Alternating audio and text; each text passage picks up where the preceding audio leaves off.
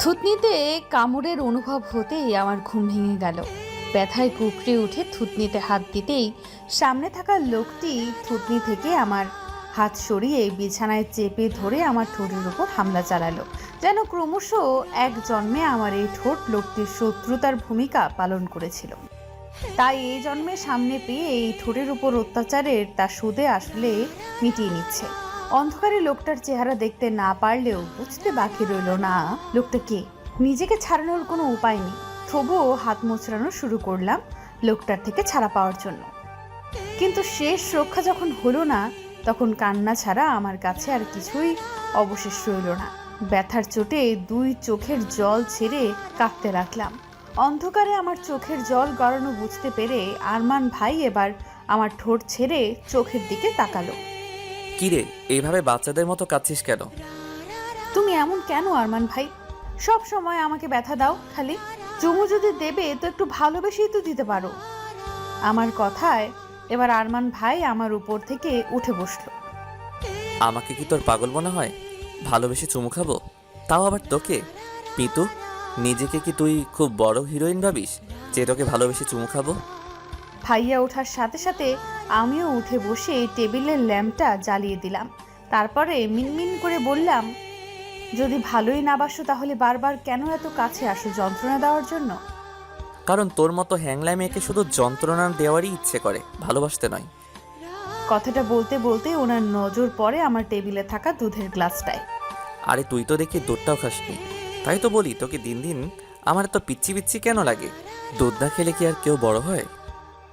কথাটা বলেই উনি দুধের গ্লাসটা নিজের হাতে নিলেন। দুধ দেখতেই আমার নাক মুখ কুঁচকে এলো। আমি নাক ছিটকে বললাম, ইয়াক, আমি খাই না, গন্ধ লাগে। আচ্ছা দেখি কেমন গন্ধ লাগে। বলেই আরমান ভাই ওনার এক হাতের আঙুলগুলো দিয়ে আমার দুই গাল খুব শক্ত করে চেপে ধরে জোর করে গ্লাসের দুধটুকু খাওয়াতে লাগলো। গ্লাসে থাকা দুধের শেষ বিন্দু ফুরুতেই ভাইয়া আমায় ছেড়ে দিল। ছাড়া পেয়ে আমি জোরে জোরে শ্বাস নিতে লাগলাম, সাথে বমি বমি ভাবটাও চলে এলো। ইস, কি গন্ধ, ইয়াক। ও মা, মাত্র চুমুতেই তোর এই অবস্থা? এখনো তো কিছুই করলাম না। ওনার কথার আগাগোড়া কিছু বুঝতে না পেরে তার দিকে ব্রু কুচকালাম, কিন্তু ভাইয়া আমার চাহনিকে কোনো পাত্তা না দিয়েই বিছানা ছেড়ে উঠে চলে যেতে যেতে বলল, মাঝ রাতে দরজা এইভাবে হা করে রাখলে শুধু আমি কেন, যে কোনো ছেলেই নিজের কামুকতা মেটাতে তোর ঘরে চলে আসবে। কথাটা বলেই খুব জোরে দরজাটা লাগিয়ে চলে গেল। আর আমি বোকার মতো তার যাওয়ার দিকে তাকিয়ে রইলাম। সামান্য দরজা খোলা রেখেছে বলে ভাইয়া আমার সাথে এমন করলো। সকালে মিষ্টি রোদ চোখে পড়তেই ঘুম ভেঙে গেল আমার। এই রোদটা সবসময় আমার সাথে শত্রুতা পালন করে। সকাল হতে না হতে ঘুম ভাঙিয়ে দেয়। অসহ্য। কোনো রকম নিজেই নিজের শরীরকে ঠেলতে ঠেলতে ওয়াশরুমে চললাম। ফ্রেশ হয়ে বেরিয়ে ড্রেসিং টেবিলের সামনে দাঁড়াতেই কাল রাতে ভাইয়ার করা অত্যাচারের ফলাফল বুঝতে পারলাম। ঠোঁট ফুলে মৌচাক হয়ে গেছে, অনেকটা জায়গা কেটে রক্তও জমে গেছে। ইস, রাক্ষস একটা আমার সুন্দর ঠোঁটটার কি অবস্থা করে দিল। এখন আমি এই নিয়ে বাইরে কি করে যাব? কান্না পাচ্ছে, ভীষণ কান্না পাচ্ছে। কোনো রকমে কান্না আটকে টেবিলের উপরে থপ করে বসলাম। কিছু একটা করতে হবে। সকাল থেকে ঘর থেকে বের হইনি, একেবারে কলেজের জন্য রেডি হয়ে বেরোলাম। ঠোঁটের অবস্থা সবার থেকে আড়ল করার জন্য আজ ঠোঁটে ডার্ক লিপস্টিক দিয়েছি। ফ্যাকাশে ঠোঁটেও আর ডার্ক লিপস্টিক মানায় না, তাই চোখেও গাঢ় কাজল লেগেছি। সব দিক দিয়ে একদম ফিট হয়েই ঘর থেকে বেরিয়েছি। বসার ঘরে আসতেই মনে হলো, হ্যাঁ, আমি আমাদের বাড়িতেই আছি।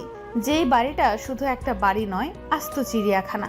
আমার বাবারা 4 ভাই, যৌথ পরিবার হওয়ায় বাড়িতে সদস্য এত এত বেশি যে যে কোনো সময় সরকারের লোক এসে গ্রেফতার করে নিয়ে যেতে পারে জনসংখ্যা বৃদ্ধির অপরাধে। আমার বড় আব্বুর ছেলে আরমান ভাই আমাদের সব কাজিনদের থেকে বড়, আর আমার থেকে প্রায় 8 বছরের বড়। তার ছোট বোন লিজা আপু আমার থেকে 5 বছরের বড়। এই মুহূর্তে সে শ্বশুরবাড়ি বাচ্চা কাচ্চা সামলাচ্ছে। আমি টেবিলের সামনে আসতেই থমকে গেলাম। সামনে ভাইয়া খুব মনোযোগ দিয়ে পাউরুটি খাচ্ছে। ইস, প্রতিবারের মতো আজও 100 ভোল্টের ক্রাশ খেলাম। সাদা শার্টটা যেন তার সৌন্দর্য দ্বিগুণ বাড়িয়ে দিয়েছে। গালের খোঁচা খোঁচা দাড়িগুলো দেখলে মনে হয় যেন ওনার গালের জন্যই এই দাড়ি। আর চুলগুলো উফ, দেখলেই ছুঁয়ে দেওয়ার ইচ্ছা করে। একটা লোক এতটা সুন্দর কি করে হয়? একটু কম সুন্দর হলে কি হতো? আহা, কি অ্যাটিটিউড! পরিবারের বড় ছেলে যেমন অ্যাটিটিউড, তেমনি হ্যান্ডসাম, তেমনি দায়িত্ববোধ সম্পন্ন। এই চিড়িয়াখানার মতো বাড়িতে বড় হওয়া সত্ত্বেও যে মানুষটা এতটা গম্ভীর হতে পারে তা ভাইয়াকে না দেখলে জানতেই পারতাম না। ভাইয়াকে পর্যবেক্ষণ করতে করতেই তার সামনের চেয়ার টেনে বসলাম। আমার পাশে আমার সেজু কাকুর মেয়ে ছায়া, আমার থেকে 1 বছরের ছোট। তার পাশে তার বড় ভাই আরিফ, আমার থেকে 2 বছরের বড়। আর টেবিলের এক পাশে বসেছে নিজেদের মতো আমার ছোট কাকুর 10 বছরের 2 দমজ ছেলে মেয়ে আর 8 বছরের এক ছেলে। এই 3 জনের সব সময় খুনসুটি লেগেই থাকে। এই মুহূর্তেও তাদের মধ্যে কারাকারি চলছে। এ বলছে ওর পাউরুটি বেশি বড়, আর আরেকজন বলছে অন্যজনেরটা বেশি বড়। এই নিয়ে একজন আরেকজনের প্লেট থেকে পাউরুটি উঠিয়েই চলেছে। কিন্তু আমি এত পরীক্ষা নিরীক্ষা করারও আমার দুটো পাউরুটির মধ্যে পার্থক্য বের করতে পারলাম না। খাওয়া শেষ হতেই ছায়া আর আমি একসাথে বাড়ি থেকে বেরিয়ে এলাম। দুজনে একই কলেজে পড়ি, শুধু ইয়ার আলাদা। আমরা দুজনে আমাদের গাড়ির দিকে এগিয়ে যেতেই পেছন থেকে ভাইয়া ডেকে উঠল। মিতু, স্টপ দেয়ার। তার ডাকে আমরা দুজনেই দাঁড়িয়ে পড়লাম। ভাইয়া আমাদের কাছে এসে ছায়ার দিকে তাকিয়ে বলল, তুই কি গাড়িতে বস, আমরা আসছি। ভাইয়ার কথা শুনে ছায়া কিছু না বলে মাথা নিচু করে গাড়িতে গিয়ে বসলো। ভাইয়ার মুখের উপর কথা বলার সাহস কারোরই নেই। আমিও মাথা নিচু করে দাঁড়িয়ে আছি। ভাইয়া আমার দিকে একটা রুমাল এগিয়ে দিয়ে বলল, ঠোঁটে লিপস্টিকটা মুছে নে, তোর ঠোঁটে লিপস্টিক মানানসই নয়, বিশ্রী দেখাচ্ছে।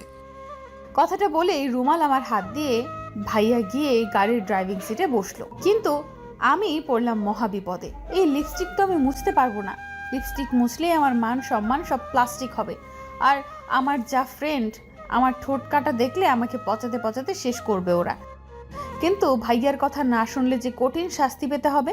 থুর, সব চিন্তা ভাবনা দূরে ঠেলে লিপস্টিক না মুছেই গাড়ির পেছনের সিটে ছায়ার পাশে গিয়ে বসলাম। গাড়ি চলতেই ছায়ার বকবকানি শুরু হলো। আজ ডার্ক লিপস্টিক, কারণ কি? এত সাজার কারণ কি? আমার চেহারার তারিফ করতে করতে শেষ। কিন্তু আমার সেদিকে মনোযোগ নেই। আমি তো সামনের লুকিং গ্লাসে ভাইয়াকে দেখছি, ভাইয়া বারবার লুকিং গ্লাসে আমাকেই দেখছে। দেখেই বোঝা যাচ্ছে কতটা রেগে গেছে তার কথা না শোনার কারণে। যেন এই চোখ থেকে আগুনের গোলা বের করে আমার দিকে ছুটছে। আর আমি সেই গোলকটা হাতে নিয়ে আরো ভালোভাবে গোলক বানিয়ে অন্যদিকে ছুঁড়ে দিয়ে ছায়ার সাথে গল্পে মেতে উঠলাম। কারণ আমি জানি এখন আর পরে হোক, শাস্তি আমাকে পেতেই হবে। একের পর এক অনবরত বেতের আঘাতে আমার হাতের সাদা তালু লাল রক্তবর্ণে পরিণত হয়েছে। 2 চোখ খিচে ঠোঁট কামড়ে ব্যথা সহ্য করার চেষ্টা করলাম, কিন্তু তা সহ্য করার ধৈর্য বা ক্ষমতা কোনোটাই আমার নেই। আঘাতের অংশ আরো বেশি আঘাত পেতে পেতে হাত অবশ হয়ে আসছে, চোখ বেয়ে জল গড়াচ্ছে। কিন্তু ভাইয়া কিছুতেই ক্ষান্ত হচ্ছে না, একের পর এক আঘাত করেই চলেছে। হঠাৎ করে মনে হলো আঘাত করা বন্ধ হয়ে গেছে।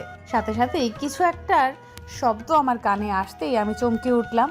কাঁপতে কাঁপতে জল ভর্তি চোখ পিটপিট করে খুলে সামনে তাকাতেই দেখি ভাইয়া আমার দিকে অগ্নিদৃষ্টি বর্ষণ করছে। তার পাশের দৃষ্টি যেতেই দেখলাম বেতের কিছু ভাঙা অংশ নিচে পড়ে আছে। বুঝলাম আমার হাতেই ভাইয়ার বেত ভেঙেছে। তারপরে রাগ কমেনি, যার কারণে বেত ছুঁড়ে ফেলে দিয়েছে। রাগ কমেনি তার মানে শাস্তি এখনো বাকি আছে। ভার্সিটিতে কি হাডুডু খেলার জন্য এসেছো? ক্লাসের মাঝে মন নেই, পড়ার সময় পড়া নেই, বয়ফ্রেন্ডের সাথে ডেটিংয়ের জন্য এসেছো নাকি এখানে? ভাইয়ার ভয়ঙ্কর গর্জন শুনে ভয়ে নিজেকে তার থেকে একটু দূরে সরিয়ে নিলাম। তারপর কান্না জড়িত কণ্ঠে ফুপিয়ে ফুপিয়ে বললাম, সরি স্যার, এরপর থেকে পড়া করে আসবো। No excuse. এখানে তোমাদের এসব লো ক্লাস এক্সকিউজ শোনার জন্য আমি বসে নেই। এই মুহূর্তে তুমি মাঠে যাবে, মাঠের মাঝখানে কড়া রোদের মধ্যে 2 হাতে কান ধরে দাঁড়িয়ে থাকবে। এটাই তোমার ক্লাসে অমনোযোগী হওয়ার শাস্তি। ভাইয়ার কথা শুনে অবাক চোখে তার দিকে তাকালাম। ক্লাস ফাঁকি দেওয়ার শাস্তি হিসাবে যদি মাঠে কান ধরে দাঁড়িয়ে থাকা হয়, তবে এতক্ষণ ধরে যে গরুর মতো মারলো সেটা কি ছিল? আমি মিটমিট চোখে আশেপাশে চোখ বুলিয়ে নিলাম। ক্লাসের সবাই আমাদের দিকে তাকিয়ে, সবার চোখে ভয় স্পষ্ট। এর আগে কখনোই তাদের স্যারকে এতটা হাইপার হতে দেখেনি কেউ। তার থেকে তো বড় কথা, একজন অনার্স থার্ড ইয়ারের স্টুডেন্টকে যে কেউ পড়া না পারার অপরাধে এমন শাস্তি দেয় তা হয়তো তাদের অজানা ছিল। আমি চোখ নামিয়ে নিলাম। এখানে কি কম অপমানিত হলাম যে মাঠে গিয়ে নিজেকে আরো বেশি ধুয়ে ধুয়ে অপমানিত করাতে হবে? আর চোখে একবার আমার পাশে থাকা খোকনের দিকে তাকালাম। ছেলেটার যেন আজ গল্প শেষই হচ্ছিল না। ছাগল একটা, ওর জন্যই মার খেতে হলো আমায়। একবার সুযোগ পেলে আছাড় মারবো ধরে, হারামি কোথাকার। কি হলো, তোমার কানে যায়নি? Get out from my class. আর কোনো কথা না বলে ক্লাস থেকে বেরিয়ে এলাম। প্রায় আধা ঘন্টা যাবৎ মাঠের মাঝখানে কড়া রোদে কান ধরে দাঁড়িয়ে আছি। সিনিয়র জুনিয়র সবাই আমার দিকে কেমন অদ্ভুত দৃষ্টিতে তাকিয়ে আছে। হয়তো ভার্সিটিতে এই প্রথম কাউকে এমন শাস্তি পেতে দেখলো। হাত অসম্ভব রকম ফুলে গেছে, যার যন্ত্রণায় ভালোভাবে কানও ধরতে পারছি না। তবে আজ এই যন্ত্রণা থেকে বেশি যন্ত্রণা হচ্ছে বুকে। ভাইয়া যে আমায় মারে তা নয়, কোনো ভুল করলেই ঠাস ঠাস গালের মধ্যে পড়ে, কিন্তু এইভাবে কখনোই মারেনি।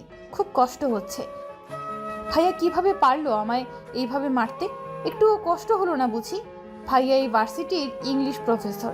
আমাদের 2 ক্লাস পরেই তার ক্লাস। দুটো ক্লাস শেষ হতেই খোকনের সাথে গল্প জুড়ে দিয়েছিলাম। এই ফাঁকে কখন যে ভাইয়া ক্লাসে এসে পড়ে বুঝতেই পারেনি। যখন বুঝলাম তখন অলরেডি ভাইয়ার দৃষ্টি আমার উপর পড়েছে। তার কিছুক্ষণ পরেই পড়ার বাহানা দিয়ে আমার কাছে এসে বেদম পেটানো শুরু করলেন। ক্লাস শেষ হয়ে গেছে। আমার ফ্রেন্ডরা এসে আমায় কোথাও বসতে বললে আমি মানা করে দিই। ভাইয়া যখন কান ধরে থাকতে বলেছে তখন ভাইয়া না বলা অবধি আমি এই কান ছাড়ছি না।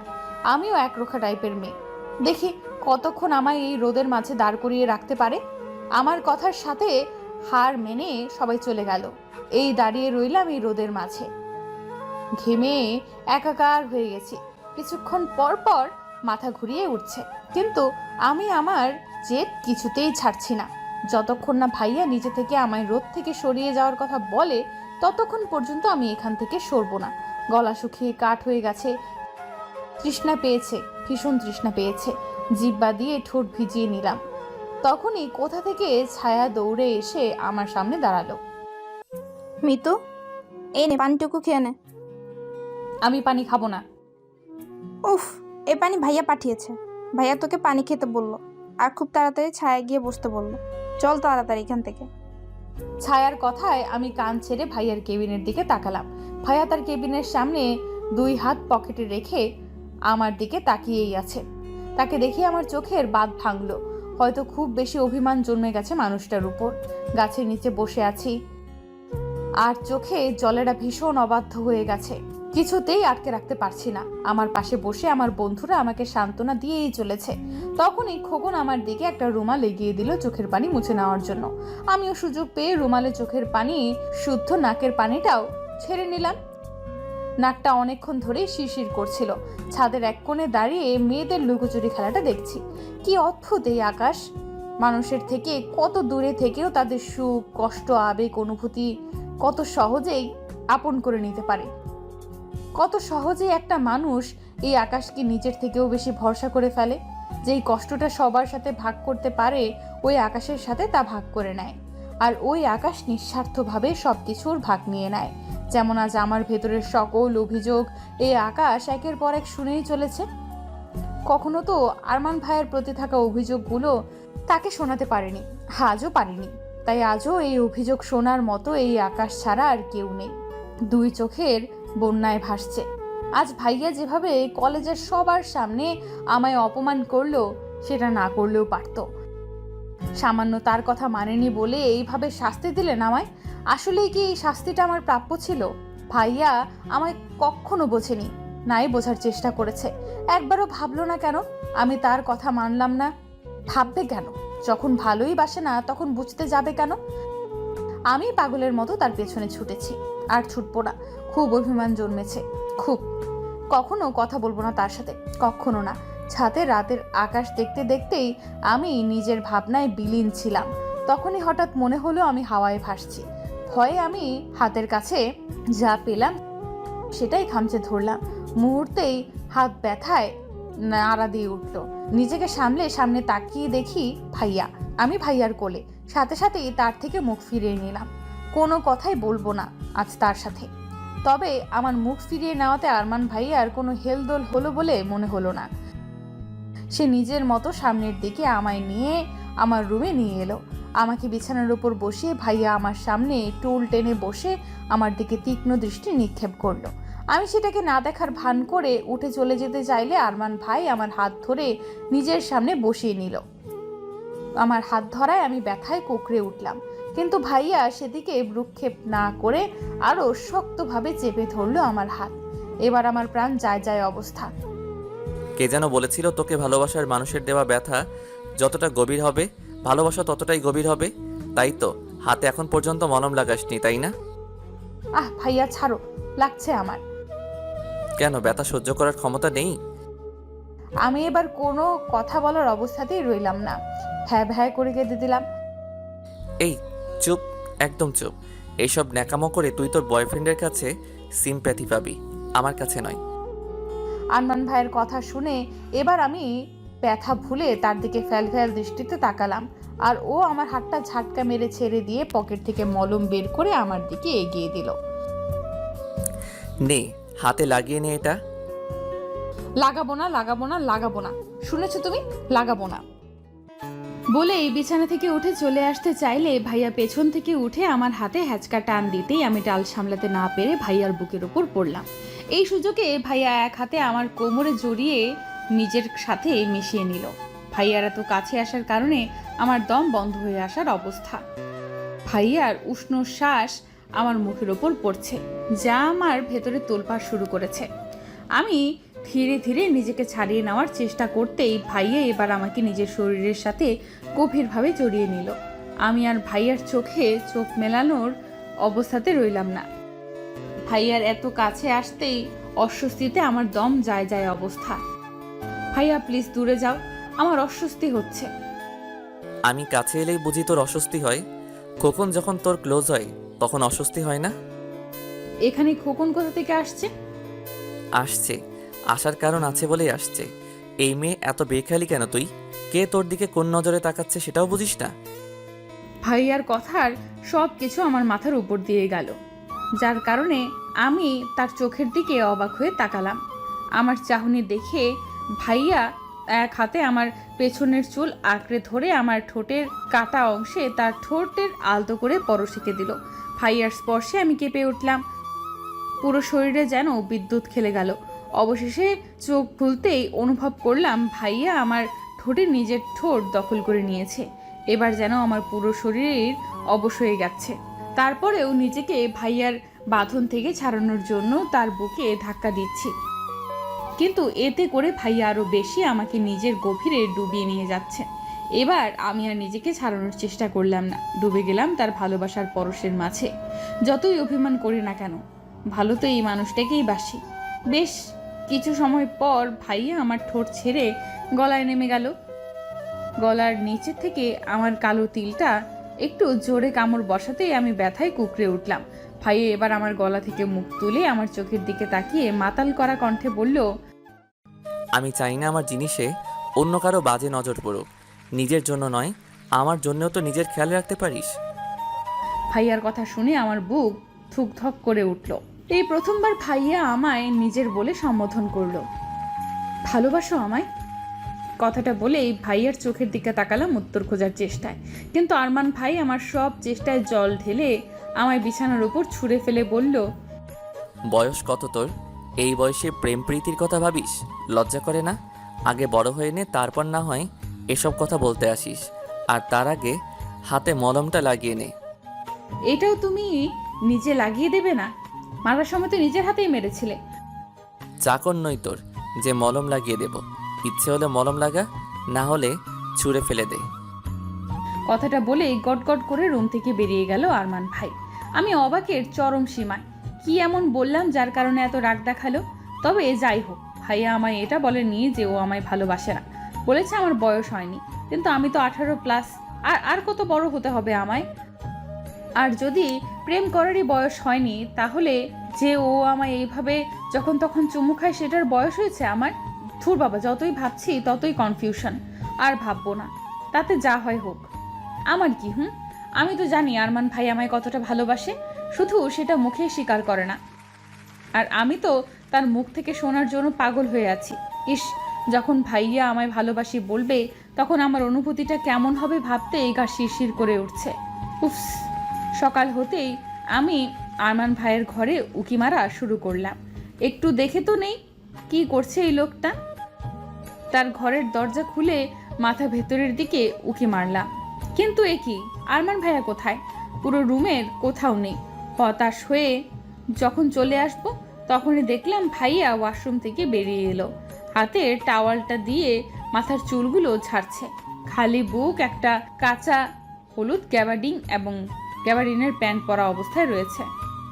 ইস, গোসল করার পর একটা লোককে বুঝি এত সুন্দর লাগে। আমি তো জানতাম এই সৌন্দর্যটা শুধু মেয়েদের জন্য, কিন্তু আজ আরমান ভাইয়াকে দেখে সেই ভুলটাও ভেঙে গেল। ভাইয়ার মাসেলওয়ালা বডি, ইচ্ছে করছে একটু ছুঁয়ে দেখি। এ আমার স্বপ্ন নয় তো? একমাত্র স্বপ্নের রাজকুমারী এতটা সুন্দর হতে পারে। ভাইয়া ওয়াশরুম থেকে বেরিয়ে কাবার্ডের দিকে এগোতেই আমার মাথায় দুষ্টু বুদ্ধি খেলে গেল। ভাইয়ার কাবার্ড খুলতেই আমি তার হাতে নিজের দিকে নিয়ে সোজা তার সামনে দাঁড়ালাম। সামনে আরমান ভাই, পেছনে খোলা কাবার্ড, আর দুই দিকে ওনার দুই হাত আমাকে তার বন্দিনী করে রেখেছে। নিজেকে তার বন্দিনী করতে পেরে সত্যি আজ নিজের প্রতি ভীষণ গর্বিত গর্বিত অনুভব হচ্ছে। তুই? কেন, অন্য কারো আসার কথা ছিল বুঝি? আমার কথা শুনে আরমান ভাই চোখ মুখ শক্ত করে আমার দিকে এক কদম এগিয়ে বলল, তুই আমার ঘরে কি করছিস? এই এই কথায় কথায় এরকম আমার কাছে আসার বাহানা একদম খুঁজবে না বলে দিচ্ছি। তুমি আমার অনেক ক্ষতি করেছো। আচ্ছা, কি কি ক্ষতি করেছি শুনি? দাঁতে দাঁত চেপে কথাটা বলতেই আমি আমার ঠোঁট, গলা আর হাত দেখিয়ে বললাম, দেখো কত কত জায়গায় ক্ষত করেছো তুমি আমার। ভীষণ ব্যথা হচ্ছে আমার, আর তাই আমাকে ব্যথা দেওয়ার অপরাধে আজ পানিশমেন্ট পেতেই হবে। হোয়াট? পানিশমেন্ট? তাও আবার আমি? হ্যাঁ তুমি। একটু দূরে গিয়ে দাঁড়াও। আরমান ভাইয়ের বুকে এক আঙুল রেখে তাকে একটু দূরে সরিয়ে দিয়ে আমি উল্টো ঘুরে কাবার্ডের কাপড় এদিক ওদিক করা শুরু করলাম। কি করছিস কি মিতু তুই? আমার কাপড় চোপড় এইভাবে অগোছালো করছিস কেন? আমি ভাইয়ার কথায় কান্না দিয়ে কাপড় অগোছালো করতে ব্যস্ত হয়ে রইলাম। প্রায় বেশ কিছুক্ষণ খোঁজার পর আমি একটা ফ্যাকাশে রঙের শার্ট হাতে ভাইয়ার দিকে ঘুরে দাঁড়ালাম। আজ এই শার্টটা পরেই তুমি ভার্সিটিতে যাবে, আমার পছন্দের রং। তুই কোন জাতের চোখ নিয়ে ঘোরাফেরা করিস? এটাও কারো পছন্দের রং কি করে হতে পারে? আমি কিচ্ছু জানি না, তুমি এটা পরবে মানে এটাই পরবে। ইম্পসিবল, আমি এটা পড়ছি না, সর আমার সামনে থেকে। আচ্ছা, কি করে না পরো আমিও দেখি। বলেই কাবার্ডের লকে লেগে থাকা চাবিটা ঘুরিয়ে কাবার্ড লক করে চাবিটা খুলে হাতে নিয়ে আরমান ভাইয়ের সামনে থেকে সরে এলাম। এবার আপনি কি পরবেন? এই শার্ট ছাড়া আপনার কাছে কোনো উপায়ও নেই। মিতু, খুব বাড়াবাড়ি করছিস কিন্তু। চাবি দে আমাকে। না, দেব না। মিতু, স্টপ দেয়ার। চাবি আমায় দে, নয়তো খুব খারাপ হয়ে যাবে কিন্তু। যা হওয়ার হোক, আমি চাবি দেব না মানে দেব না। আরমান ভাইয়া আমাকে ধরার চেষ্টা করছে, কিন্তু আমি কখনো টেবিলের আড়ালে যাচ্ছি তো কখনো বিছানার আড়ালে। আমি জানি এই ঘরে থাকলে আমায় ধরা পড়তেই হবে, তাই আমি সুযোগ বুঝে ঘর থেকে বের হওয়ার জন্য দরজার দিকে পা বাড়াতেই পেছনে কেউ আমার হাতে হ্যাচকা টানে সোজা পাশের দেওয়ালে চেপে ধরলো। হঠাৎ এমন হওয়ায় আমি ভয় পেয়ে যাই। ভয়ের চোটে আপনা থেকে চোখ দুটো বন্ধ হয়ে আসে। কিছুক্ষণের মধ্যেই নিজেকে সামলে পিটপিট করে চোখ খুলতেই দেখি আমি আরমান ভাইয়ের কবলে পড়েছি। আরমান ভাই আমার দুই হাত দুই পাশের দেওয়ালের সাথে চেপে ধরে আমার খুব কাছে এসে দাঁড়িয়ে আছে। বুঝলাম এবার আর রক্ষী নেই আমার। বলেছিলাম দাঁড়াতে না, নয়তো খুব খারাপ হয়ে যাবে। সরি। তোর সরি দিয়ে আমি কি করব? বলেই আমার হাত থেকে চাবিটা নিয়ে নিল। তোকে আমি পরে দেখে নেব। কথা বলেই আরমান ভাই আমাকে ছেড়ে কাবার্ডের দিকে যেতে লাগলো। তখনই রুমের ভেতর দরজা খুলে কাউকে ঢুকতে দেখে আমি চমকে উঠলাম। দরজা খুলে বড় মা ঘরের ভেতরে আসতেই দরজার সামনে আমায় দাঁড়িয়ে থাকতে দেখে কিছুটা অবাক হয়ে প্রশ্ন করলো, কি রে মিতু, তুই এখানে কি করছিস? বড় মার প্রশ্নের উত্তরে কি দেব ভেবে না পেয়ে মাথা চুলকাতে লাগলাম। আসলে বড় মা, আমি আরমান ভাইকে খেতে যাওয়ার জন্য ডাকতে এসেছিলাম। ও, ডাকা হয়ে গেছে, এবার যা এখান থেকে। আর শোন, আরমানকে খেতে ডাকার জন্য আমি আছি, তোকে এত কষ্ট করতে হবে না, বুঝেছিস? জি বড় মা। মাথা নিচু করে কথাটা বলেই ঘর থেকে বেরিয়ে এলাম। যাক বাবা, বেঁচে গেছি। তবে ছোটবেলায় একটা জিনিস খুব ভালোভাবে লক্ষ্য করেছি আমি, কেন জানি বড় মা সব সময় আমায় এড়িয়ে চলে, বেশি কথাই বলে না, আর যদিও একটু একটু কথা তাও সব সময় খিটখিট করে। ধুর, এসব কথা আমি কেন ভাবছি। বড় মার স্বভাবই তো খিচখিচ করা, সবার সাথেই করে। তবে আমার টেনশন হচ্ছে আরমান ভাইকে নিয়ে। ভাইয়া আজকেও ভার্সিটিতে টিপটপ হয়ে যাবে, আর ভার্সিটির মেয়েরা চকলেটের মতো চিবিয়ে চিবিয়ে খাবে। থুর, অসহ্য। ভার্সিটির জন্য রেডি হয়ে খাবার ঘরে আসতেই আমার চোখ ছানা বড়া। এ কি দেখছি আমি? এ যে ভাইয়া, আমার দেওয়া শার্ট পরেই আছে। এই মুহূর্তে আমার লুঙ্গি ডান্স দেওয়া উচিত, এটা ভেবে যে উনি আমার পছন্দের শার্টটা পরেছেন, যেটা যতই খারাপ হোক না কেন। কিন্তু এই মুহূর্তে আমার রাগ হচ্ছে, ভীষণ রাগ হচ্ছে। বেছে বেছে একটা ফ্যাকাশে রঙের শার্ট বের করেছিলাম যাতে ভাইয়াকে প্রতিদিনের মতো হ্যান্ডসাম না দেখায়, কিন্তু এখন তো দেখছি ভাইয়াকে এই রংটা এমনভাবে খাপ খেয়েছে যেন কোনো ফিল্মের হিরো। থুর বাবা, সব মেহনত পানি হয়ে গেল। রাগে গজগজ করতে করতে খেতে বসলাম, কিন্তু খাবার গলা দিয়ে কিছুতেই নামলো না।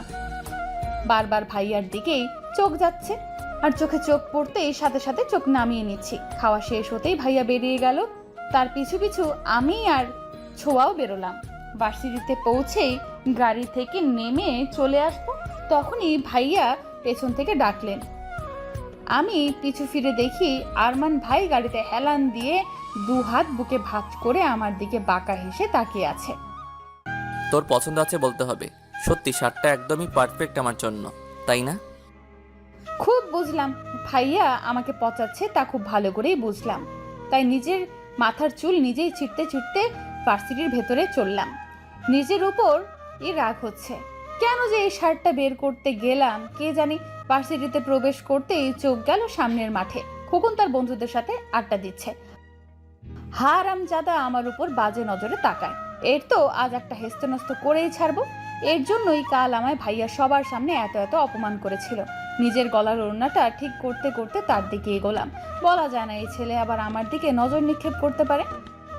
ভালো করে ওড়না কোমরে বেঁধে খোকনের কাছে গিয়ে কোনো কথা ছাড়া উড়াধুরা পিটুনি শুরু করে দিলাম। অত ছাড়া শয়তান কোথাকার, মেয়েদের দিকে বাজে নজরে তাকানো, তাই না? আজ দেখাচ্ছি মজা তোকে। আজ তোকে আমার হাত থেকে কেউ বাঁচাতে পারবে না।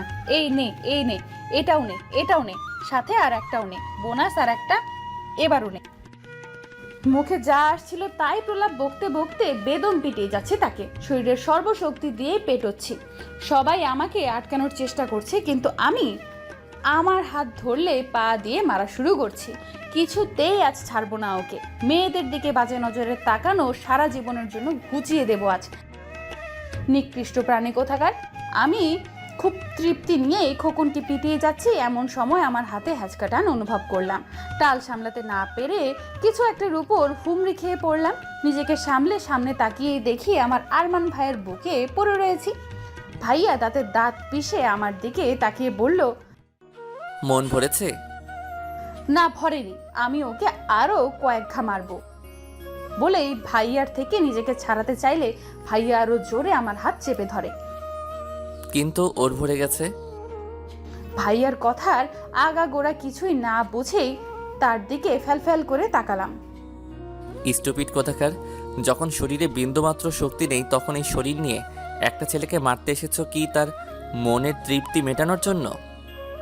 ভাইয়ার কথাটা একটু আস্তে বলায় সবার কানে কথাটা না গেলেও আমার কানে কথাটা একটা কারেন্টের শকের মতো লাগলো। অবাক হয়ে খোকনের দিকে তাকাতেই আমার চোখ কপালে উঠল। এই ছেলেকে আমি এক্ষুনি মেরে মেরে আত্মরা করলাম, সে এইভাবে ফিট হয়ে দাঁড়িয়ে আছে কি করে? তাও আবার ঠোঁটের উপর হাত বোলাচ্ছে। ওকে দেখে মনে হচ্ছে ও আমার মার নয়, ছোঁয়াগুলোই অনুভব করেছে। ছোটবেলায় নিশ্চয়ই হরলিক্স খায়নি, তাই আজ এই অবস্থা। আমি খুবই ইনোসেন্ট মার্কা চেহারা বানিয়ে ভাইয়ার দিকে তাকালাম, যেন এবারের মতো আর আমায় কোনো শাস্তি না দেয়। কিন্তু ভাইয়া দাঁতে দাঁত চেপে ফিসফিসিয়ে বলল, তোকে আমি বাড়ি গিয়ে দেখব, অনেক হিসেব বাকি তোর সাথে। বলেই গটগট করে চলে গেল। আর আমি অসহায়ের মতো তার যাওয়ার দিকে তাকিয়ে আছি। না জানি বাড়িতে আমার জন্য কি অপেক্ষা করছে। কলেজ থেকে বাড়ি ফিরেই জুই বিথির সাথে আড্ডা দিতে বসেছি। আজ কিছুতেই এদের নিজেদের থেকে আলাদা করা যাবে না। ভাইয়ার হাত থেকে বাঁচতে হলে আজ এই দুই যমজ বোনদেরই আমার কাজে লাগতে পারে। সেই বিকেল থেকে রাত অবধি একেবারের জন্য নিজেকে ভিড়ের থেকে আলাদা করিনি। জুই, বিথি, মা, বাবা, ছায়া, আরিফ সবাই আজ আমার উপরে প্রচণ্ড বিরক্ত, কারণ আমি কোনো কারণ ছাড়াই কথা বলে যাচ্ছি। আমি কি বলছি নিজেও জানি না, শুধু জানি যে আজ যে করেই হোক আমায় ভাইয়ার হাতের শক্তি থেকে বাঁচতে হবে। কিন্তু পুরো সময়টা এমন বকবক করে কাটিয়ে দিলেও রাতের বেলা ঠিকই আমায় আমার ঘরে ঢুকতে হলো। ঘরে ঢোকার সাথে সাথেই আমি দরজা ভালো করে বন্ধ করে দিলাম, যাতে ভাইয়ার ঘরে না আসতে পারে। দরজার লক ভালো করে চেক করে একটা স্বস্তির নিঃশ্বাস ফেলে পিছু ঘুরতেই বিছানার উপর কাউকে দেখে চমকে উঠলাম। ঘরের ডিম লাইটের মৃদু আলোয় সব কিছুই আবছা আবছা। কিছুক্ষণের মধ্যে এই আবছা আলোয় চোখ সরে এলে বিছানার উপর ভালো করে চোখ বলানোর চেষ্টা করতেই আমার চোখ চড়ক গাছে। এ তো ভাইয়া বিছানায় বসে দুই পা মাটিতে ছড়িয়ে রেখেছে। এই রে, কাম সেরেছে। এখন কি করব? আরমান ভাই আমায় দাঁড়িয়ে থাকতে দেখে নিজেই উঠে আমার দিকে এগোতে লাগলো। ভাইয়াকে নিজের দিকে এগিয়ে আসতে দেখে ভয় আমার বুক ধুকপুক করা শুরু করে দিয়েছে। আমি নিশ্চিত আমার এই বুকের ধুকপুকানি ভাইয়ার কান অবধি পৌঁছাচ্ছে। ভাইয়াকে আমার খুব কাছে আসতে দেখে নিজের অজান্তেই আমার পা পেছনের দিকে চলতে লাগলো। পেছনে যেতে যেতেই আমার পিঠ দেওয়ালের সাথে ঠেকে গেল, আর ভাইয়া আমার খুব কাছাকাছি চলে এলো। ভাইয়ার উষ্ণ শ্বাস আমার মুখের ওপর পড়ছে। এখন কি করব আমি? বুদ্ধি করে পাশ কাটিয়ে চলে আসার চেষ্টা করতেই ভাইয়া তার দুই হাত আমার দুই পাশের দেওয়ালে রাখলো। আজ আমি আবার তার বন্দিনী হলাম। ভাইয়া এত কাছে চলে আসায় আমি প্রায় দম বন্ধ করা অবস্থায়। নিজের দম বন্ধ রাখার চেষ্টায় শ্বাসের ঘনত্ব আরও বেশি বেড়ে গেল। চোখ বন্ধ করে ভাইয়ার পরবর্তী পদক্ষেপের অপেক্ষা করতে লাগলাম। তখনই ভাইয়া তার কারাকারির ভারী কণ্ঠে বলে উঠল, কান ধর। কথাটা শুনেই আমি চট করে চোখ মেলে তাকালাম। কি হলো? আমার কথা কানে গেল না? আসলে ভাইয়া। চুপচাপ কান ধর। বুঝলাম, কান ধরা ছাড়া আর কোনো উপায় নেই। কলেজেও মাস্টারগিরি খাটাবে, আবার বাড়িতেও খাটাবে, অসহ্য। মনে মনে হাজার গালি দিতে দিতে আমি দুই হাতে কান ধরলাম। এবার ভাইয়া গিয়ে আয়েশ করে বিছানার উপর বসতে বসতে বলল, এবার এক পা উপরে তোল। লও ঠেলা, কান ধরতেই শেষ নয়, এখন আবার পাও উপরে তুলতে হবে। আজ তো আমি গেছি, কেন যে এই হারামিটাকে মারতে গেলাম কে জানে। আমি নিশ্চিত আজ আর পায়ের ব্যথায় রাতে আমার ঘুম হবে না। প্রায় 2 মিনিট এক পায়ে দাঁড়িয়ে থেকে আমার পা ধরে এসেছে। তারপরও জোর করে আরও 1 মিনিট দাঁড়িয়ে থাকার পর আর পারলাম না। ব্যথা হয়ে বাম পা ফেলে ডান পা না উপরে তুলে বললাম, মানে পা এক্সারসাইজ করে নিলাম। আরে বা, ভাইয়া তো কিছুই বুঝতে পারলো না, অন্ধকারে হয়তো লক্ষ্য করেনি। আমার তো বেশ ভালোই লাগছে। প্রায় আধা ঘন্টা ধরে কান ধরে এক পায়ে দাঁড়িয়ে আছি, আর আধা ঘন্টা আমি প্রায় 15-16 বারের মতো পা এক্সারসাইজ করেছি। আর ভাইয়া সেটাও বুঝতে পারেনি। ইস, কি যে ভালো লাগছে, কি সুন্দর একটা শাস্তি। এমন শাস্তি পেলে তো আমি সারা জীবন অপরাধ করেই যাব। আমি দাঁড়িয়ে দাঁড়িয়ে মনে মনে প্রলাপ বকছি, এমন সময় ভাইয়ার কণ্ঠ কানে এলো, মিতু এদিকে আয়। আমিও কান ছেড়ে লাফাতে লাফাতে ভাইয়ার সামনে গিয়ে দাঁড়ালাম। শাস্তি শেষ ভাইয়া? এইটুকু শাস্তি ছিল বুঝি? আমি তো আরো কিছুক্ষণ থাকতে পারতাম। এবার ভাইয়া শোয়া থেকে উঠে বসে বলল, শাস্তি শেষ কোথায়? এখনো তো শুরুই করলাম না। ভাইয়ার কথায় আমি যেন আকাশ থেকে পড়লাম। বলে কি লোকটা, শাস্তি এখনো শুরুই হয়নি, তো আমি এতক্ষণ কান ধরিয়ে এক পায়ে দাঁড় করিয়ে রাখার কারণ কি ছিল? শাস্তি শুরু হয়নি? কয়বার পা বদলেছিস? তওবা তওবা, আমি আর পা বদলিয়েছি? কি যে বলো না ভাইয়া। তাই নাকি? কিন্তু আমি যে শুনলাম 20 বার পা এক্সচেঞ্জ করেছিস। এমনই না, আমি তো মাত্র 16 বারই। ইসরে, এ আমি কি বলে ফেললাম। মিতু রে, তোর মাথায় সত্যি গোবর ছাড়ার কিছুই নেই। থুর, আস্ত গাধি একটা তুই। নিজেকে ইচ্ছে মতো গালাগালি করে চোখ পিটপিট করে ভাইয়ার দিকে তাকালাম। অন্ধকারে খুব ভালো করেই বুঝলাম ও আমার দিকে বাঁকা হেসে তাকিয়ে আছে। আসলে সরি ভাইয়া, আসলে। কথাটা বলতে বলতে ভাইয়াকে উঠে আমার দিকে এগোতে দেখে আমার কথা গলার মধ্যেই আটকে গেল। কাপা কাপা গলায় কিছু বলতে যাব, তার আগেই ভাইয়া আমার সাথে হ্যাচকা টান মেরে নিজের সাথে মিশিয়ে নিল। এবার আমার প্রাণ যায় যায়, কি করব কিছুই মাথায় আসছে না। শুধু পরবর্তীতে কি হয় তা দেখা ছাড়া আমার কাছে আর কোনো উপায় নেই। ভাইয়া নিজের মুখ আমার দিকে এগোতেই আমি দু চোখ খিচে বন্ধ করে নিলাম। সাথে সাথে কানের উপর ভাইয়ের উষ্ণ শ্বাস অনুভব করলাম। এখন এই 16 বার তুই নিজে থেকে আমার ঠোঁটে চুমু দিবি। ভাইয়ার ফিসফিস কণ্ঠটা যত না আমার হৃদস্পন্দন কাঁপিয়ে দিল, তার থেকে বেশি চমক দিল ভাইয়ার বলা কথাটা। কি বলছে এসব ভাইয়া? আমি নিজে থেকে ভাইয়াকে চুমু? না না, এটা অসম্ভব, আমি কিছুতেই পারবো না। এটাও কোনো কথা হলো? আমি নিজে থেকে কি করে? না না, এটা একেবারে ইম্পসিবল, আমি পারবো না। আমার ভাবনার মাঝে ভাইয়া আমাকে ছেড়ে বিছানায় গিয়ে আহ্লাদি স্বরে বলল, দেখ মিতু, যা করার তাড়াতাড়ি কর, বেশি ভাবতে যাস না, কারণ তুই জানিস যদি আমি নিজে থেকে কিছু করি তবে সেটা তোর জন্য কতটা কষ্টকর হবে। ভাইয়া প্লিজ এমন করিস না, আমি পারবো না। যত কথা বলবি শাস্তি ততই ডাবল হবে। ভাইয়া প্লিজ। আর একটা কথা বললে 20টা চুমু দিতে হবে। এবার আমি চুপ করে গেলাম। জানি ভাইয়ার সাথে কথা বলে কোনো লাভ নেই, সেই আমাকেই তার ভুক্তভর দিতে হবে। এখন মনে হচ্ছে কেন যে পা বদলাতে গেলাম, এখন তারও প্রায়শ্চিত্ত করতে হচ্ছে। মনের মধ্যে অস্থিরতাটা বেড়ে চলেছে, অস্বস্তিতে গা জ্বলে পুড়ে কয়লা বনে যাচ্ছে। তারপরও ধীর পায়ে ভাইয়ার দিকে এগোতে লাগলাম। ভাইয়ার থেকে একটু দূরত্ব বজায় রেখে দাঁড়ালাম। তারপর চোখ বন্ধ করে একটু ঝুঁকে ভাইয়ার ঠোঁটে আলতো করে ঠোঁট ছোঁয়ার সাথে সাথেই সরে দাঁড়ালাম। মুহূর্তেই বুকের ধুকপুকানিটা 1000 গুণে বেড়ে গেছে। চোখ বন্ধ করে জোরে জোরে শ্বাস নিয়ে নিজেকে শান্ত করে আবার তার ঠোঁটের দিকে এগোলাম। এবার আর একটা চুমু দিয়ে সরে এলাম না, নিজেকে শক্ত করে আরো একটা চুমু দিলাম। ধীরে ধীরে মনের সংকোচ বোধটা কাটতে লাগলো। খুব সহজভাবে যখন একের পর এক চুমু দিতে লাগলাম, ঠিক তখনই আরমান ভাই আমার পেছনের চুল আঁকড়ে ধরে আমায় বিছানায় শুইয়ে দিয়ে নিজেও আমার উপর আধশোয়া হয়ে আমার ঠোঁট করে নিল নিজের দখলে। ভাইয়াকে আটকানোর চেষ্টা করলে ভাইয়া এক হাতে আমার হাত বিছানায় চেপে ধরল। এবার আমি বেকুব বনে গেলাম, আর ভাইয়া নিজের মতো করে আমার ঠোঁটের উপর তার শাসন চালাতে লাগলো। ভাইয়া যখন তার নেশায় নেশাগ্রস্ত, তখনই দরজায় কেউ একটা নক করলো। দরজা ধাক্কানোর শব্দে আমি চমকে উঠলাম। নিজেকে ভাইয়ার কবল থেকে ছাড়ানোর চেষ্টা করছি, কিন্তু ভাইয়ার তাদের কোনো ভ্রুক্ষেপ হচ্ছে বলে মনে হচ্ছে না। যেন দরজা ধাক্কানোর শব্দ তার কান অব্দি পৌঁছাচ্ছেই না। এদিকে দরজা ধাক্কানোটাও ক্রমাগত বেড়েই চলেছে। এবার মনে হচ্ছে আমি কেঁদেই দেব। কি রকম একটা অবস্থায় পড়লাম আমি। একদিকে আরমান ভাই, অন্যদিকে দরজার পেছনের আগন্তুক। না জানি দরজার পেছনে কে দাঁড়িয়ে আছে, আর যদি সে আমাকে আর ভাইয়াকে এক ঘরে দেখে নেয় তাহলে কেলেঙ্কারিটাই না হয়ে যাবে। বেশ কিছুক্ষণ পরেই ভাইয়া আমায় ছেড়ে দিয়ে উঠে বসলেন, আর আমি ছাড়া পাওয়ার সাথে সাথে এক লাফে উঠে দাঁড়ালাম। দরজায় ধাক্কা ক্রমাগত বেড়েই চলেছে। একটা বড় সড়ো ঢোক গিলে ভাইয়ার দিকে অসহায় দৃষ্টিতে তাকালাম। এখন কি হবে? কেউ যদি এত রাতে আপনাকে আমার সাথে দেখে ফেলে, সর্বনাশ হয়ে যাবে। আমি কথাটা বলেই দুশ্চিন্তায় সহিত বললাম, ভাইয়ার ততটা দুশ্চিন্তা হলো বলে মনে হলো না। খুব আরাম করে পেছনে 2 হাতে ভর করে আয়েশি কণ্ঠে বলল, সো হোয়াট, সর্বনাশ হবে তোর হবে, আমার কি? আমি তো ছেলে মানুষ না, এটা ওটা বলে কাটিয়ে দিব। তবে তোর কি অবস্থা হবে সেটা তুই ভাব।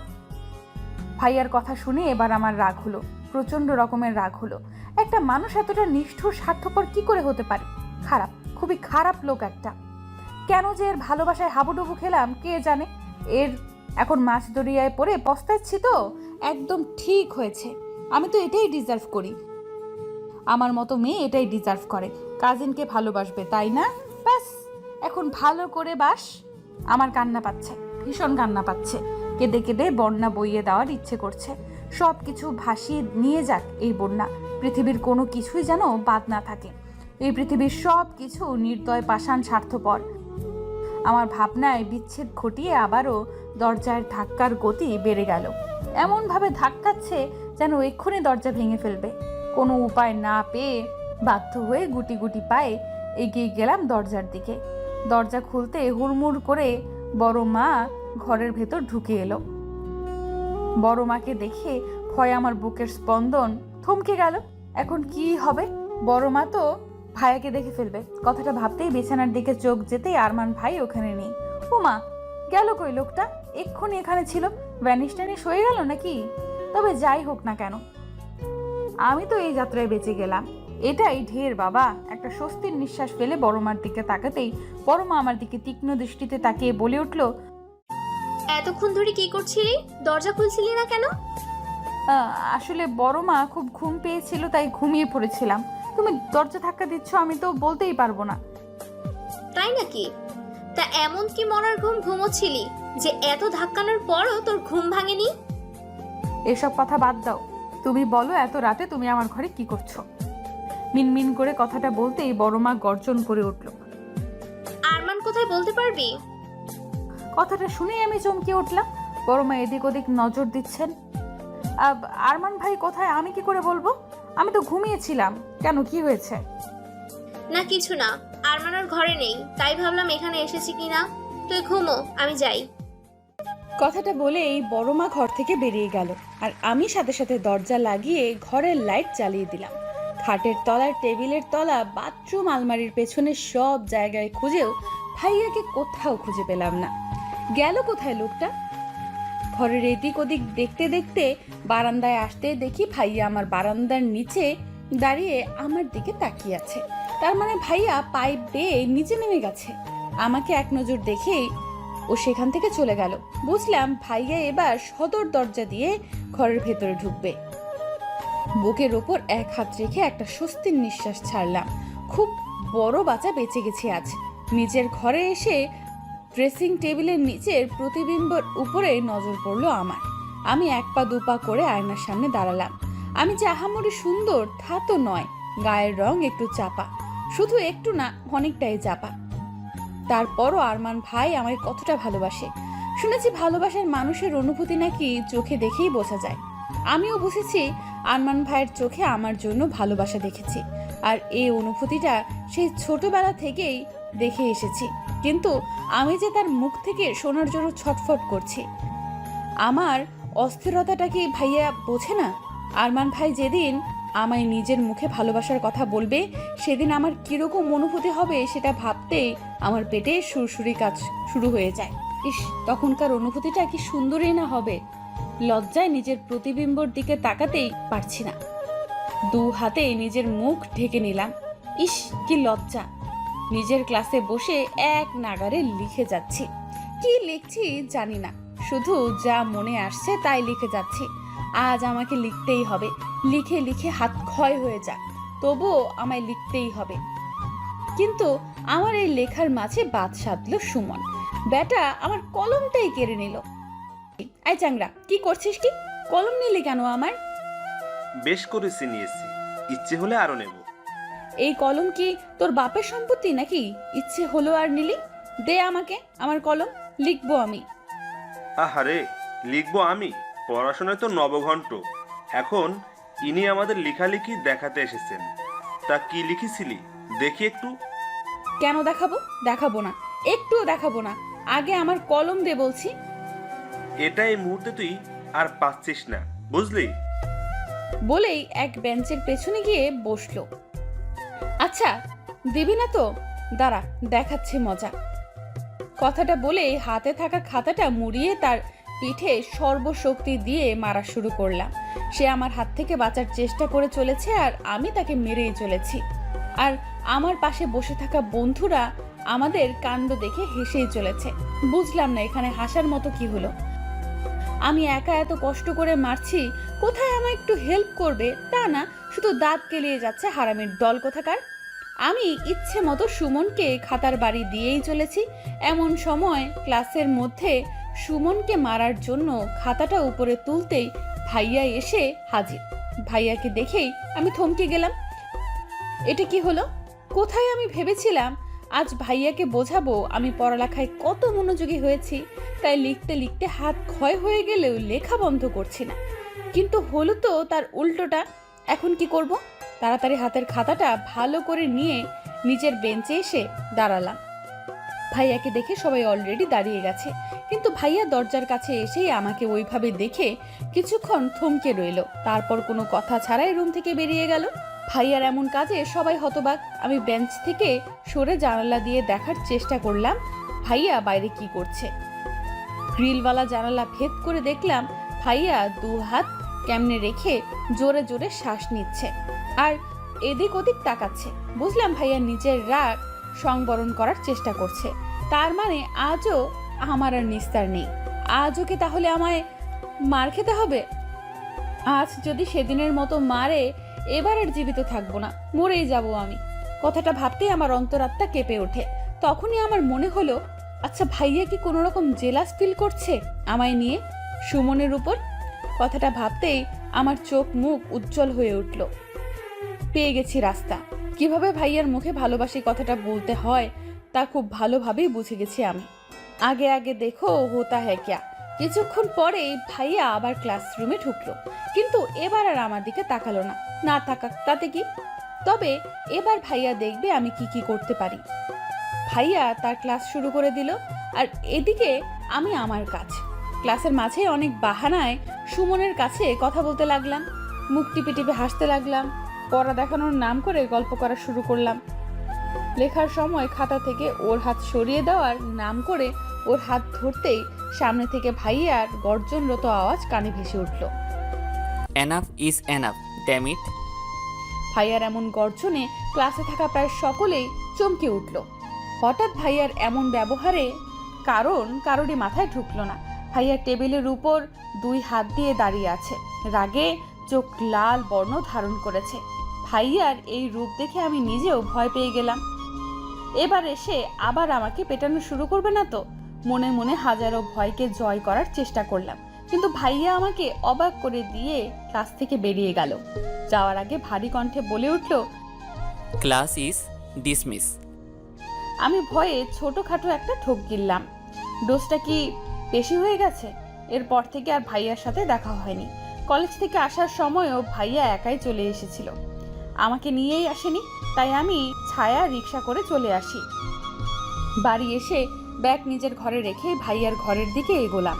তার আগে তার ঘরের কাছে আসতেই খুব জোরে কিছু একটা পড়ার শব্দ কানে আসতেই চমকে উঠলাম। তাড়াতাড়ি দরজা হালকা খুলে ঘরে দিতেই দেখি ভাইয়া 2 হাত কোমরে রেখে ঘরের এক পাশ থেকে ওপাশ পায়চারি করছে। ইডিয়েট, 1 নাম্বার স্টুপিড মেয়ে একটা।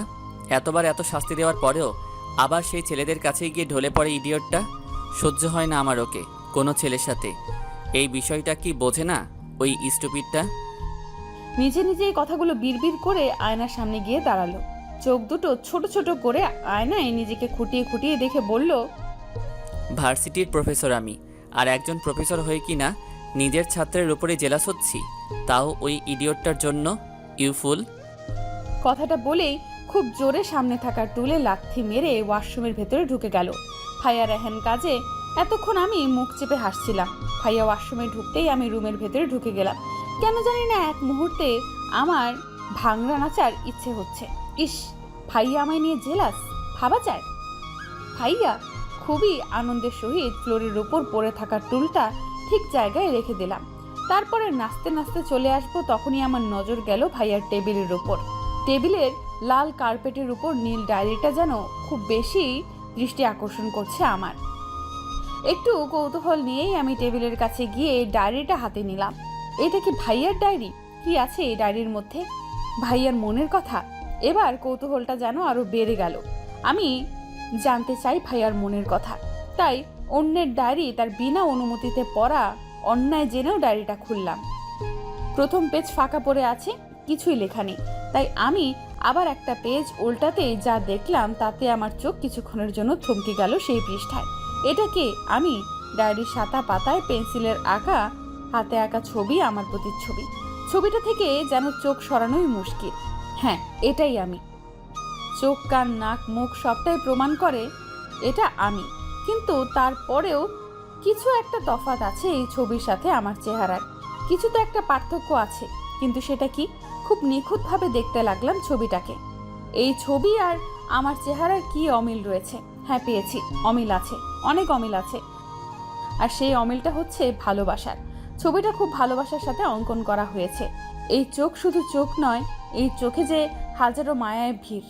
আচ্ছা, আমার চোখে কি আদৌ এতটা মায়া আছে? আমার তো মনে হয় না আছে। আর এই ঠোঁটের কোণে লেগে থাকা মৃদু হাসিটা, এ যেন কোনো সাগরের ঢেউ। আমার হাসি কি সত্যি এতটা সুন্দর? আচ্ছা, এই আমি কি আরমান ভাইয়ের মনের আমি? ভাইয়ার মনে আমার এতটা সৌন্দর্য বিরাজ করে? চোখের কোণ বেয়ে জল গড়িয়ে পড়ল। কতটা ভালোবাসলে মানুষ এতটা নিখুঁতভাবে কারো প্রতিচ্ছবি আঁকতে পারে? আমার কৌতূহল আবারও বেড়ে গেল। ভাইয়ার বুকে আমার জন্য ভালোবাসার পরিমাণ জানার আগ্রহ আরও বেশি বেড়ে গেল। তাই আমি আবার একটা পেজ উল্টালাম, আর ওই পেজে যা দেখলাম তা দেখার পর আমার হার্টবিট কিছুক্ষণের জন্য থমকে গেল। নিজেকে আর আটকে রাখতে পারলাম না, শব্দ করে কেঁদেই দিলাম।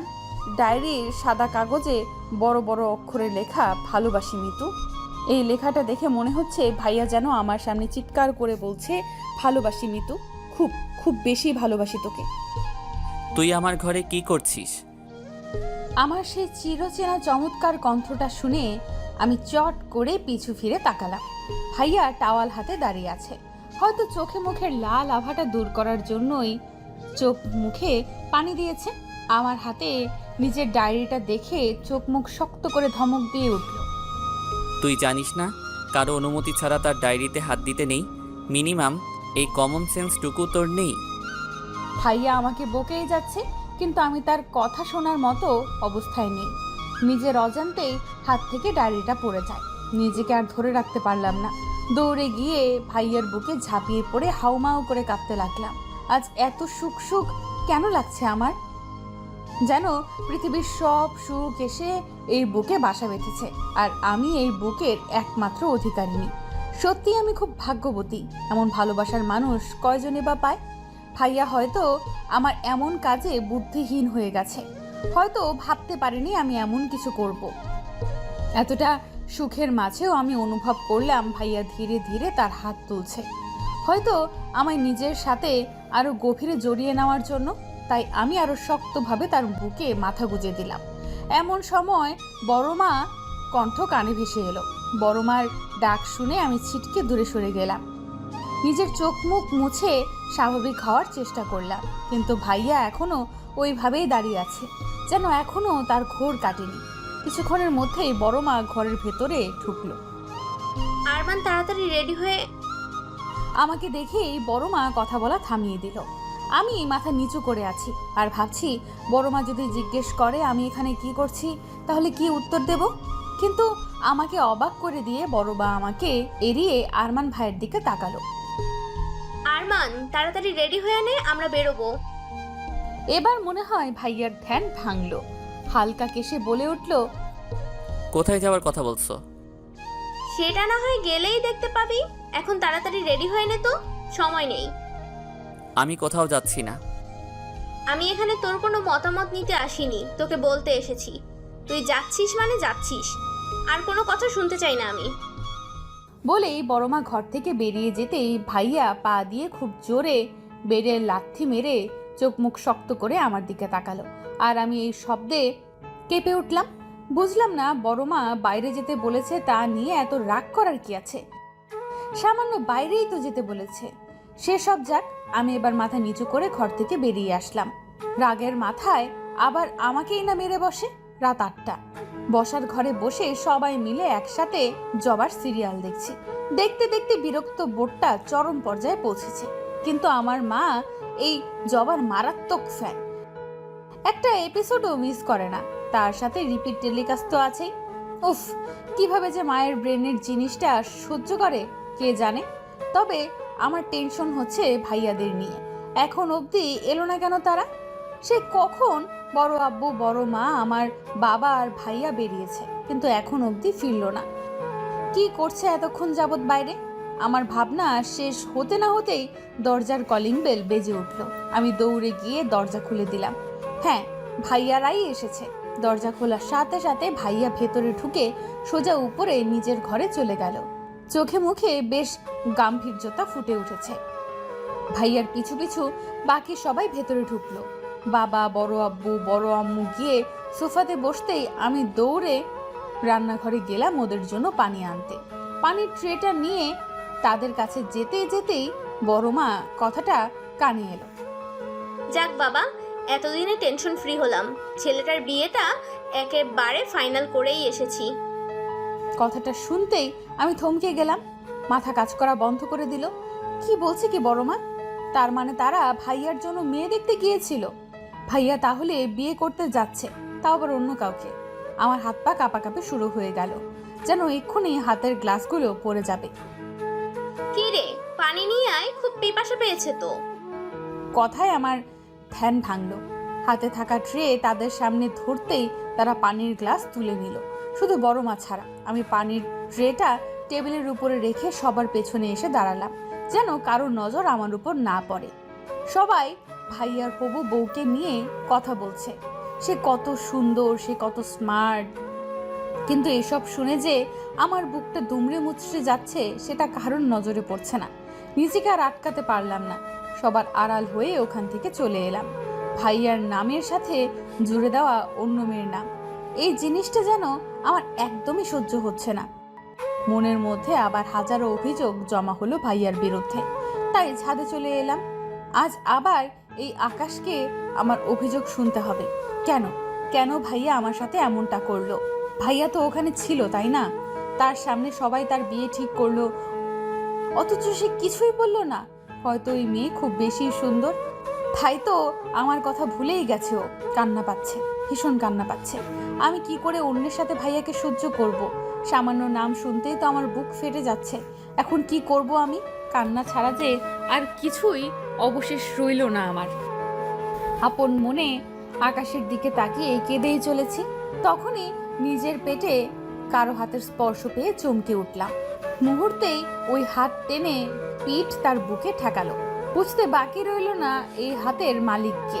রাগে মাথার রক টকবক করা শুরু করলো, আর সহ্য হলো না।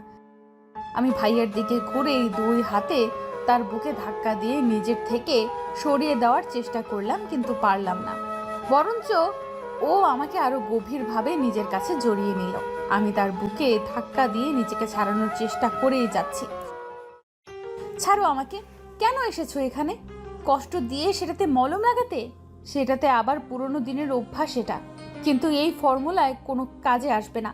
তুমি খুবই বাজে একটা লোক। যদি বিয়ে অন্য কাউকেই করার ছিল তাহলে কেন কেন আমার এত কাছে আসতে? আমার শরীর কি তোমার কাছে সস্তা মনে হয়?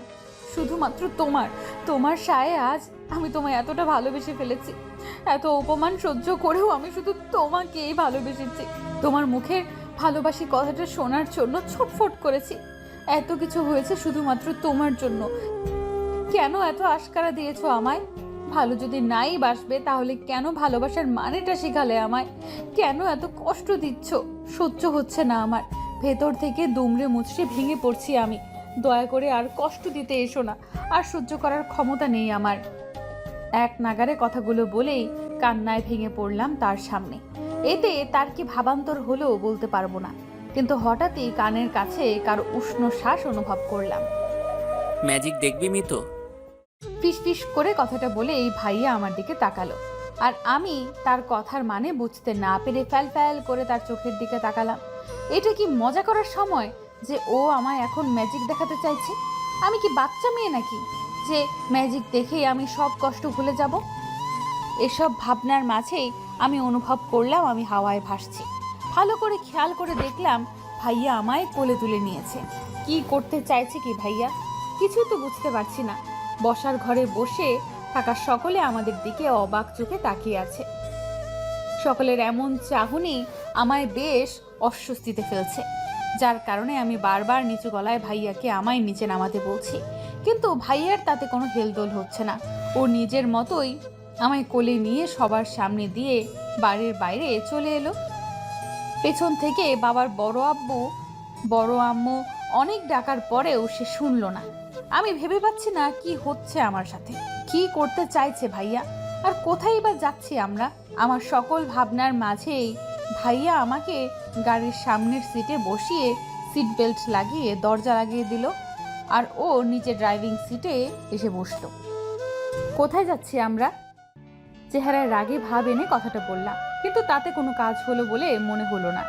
ভাইয়া স্বাভাবিকভাবে নিজের পকেট থেকে ফোন বের করে ওটাতেই মনোযোগ দিল। এবার আমার মাথা 100 ডিগ্রি ঘুরে গেল। এখানে আমি মরছি আমার জ্বালায়, আর উনি মনের সুখে ফোন টিপতে রাখলেন।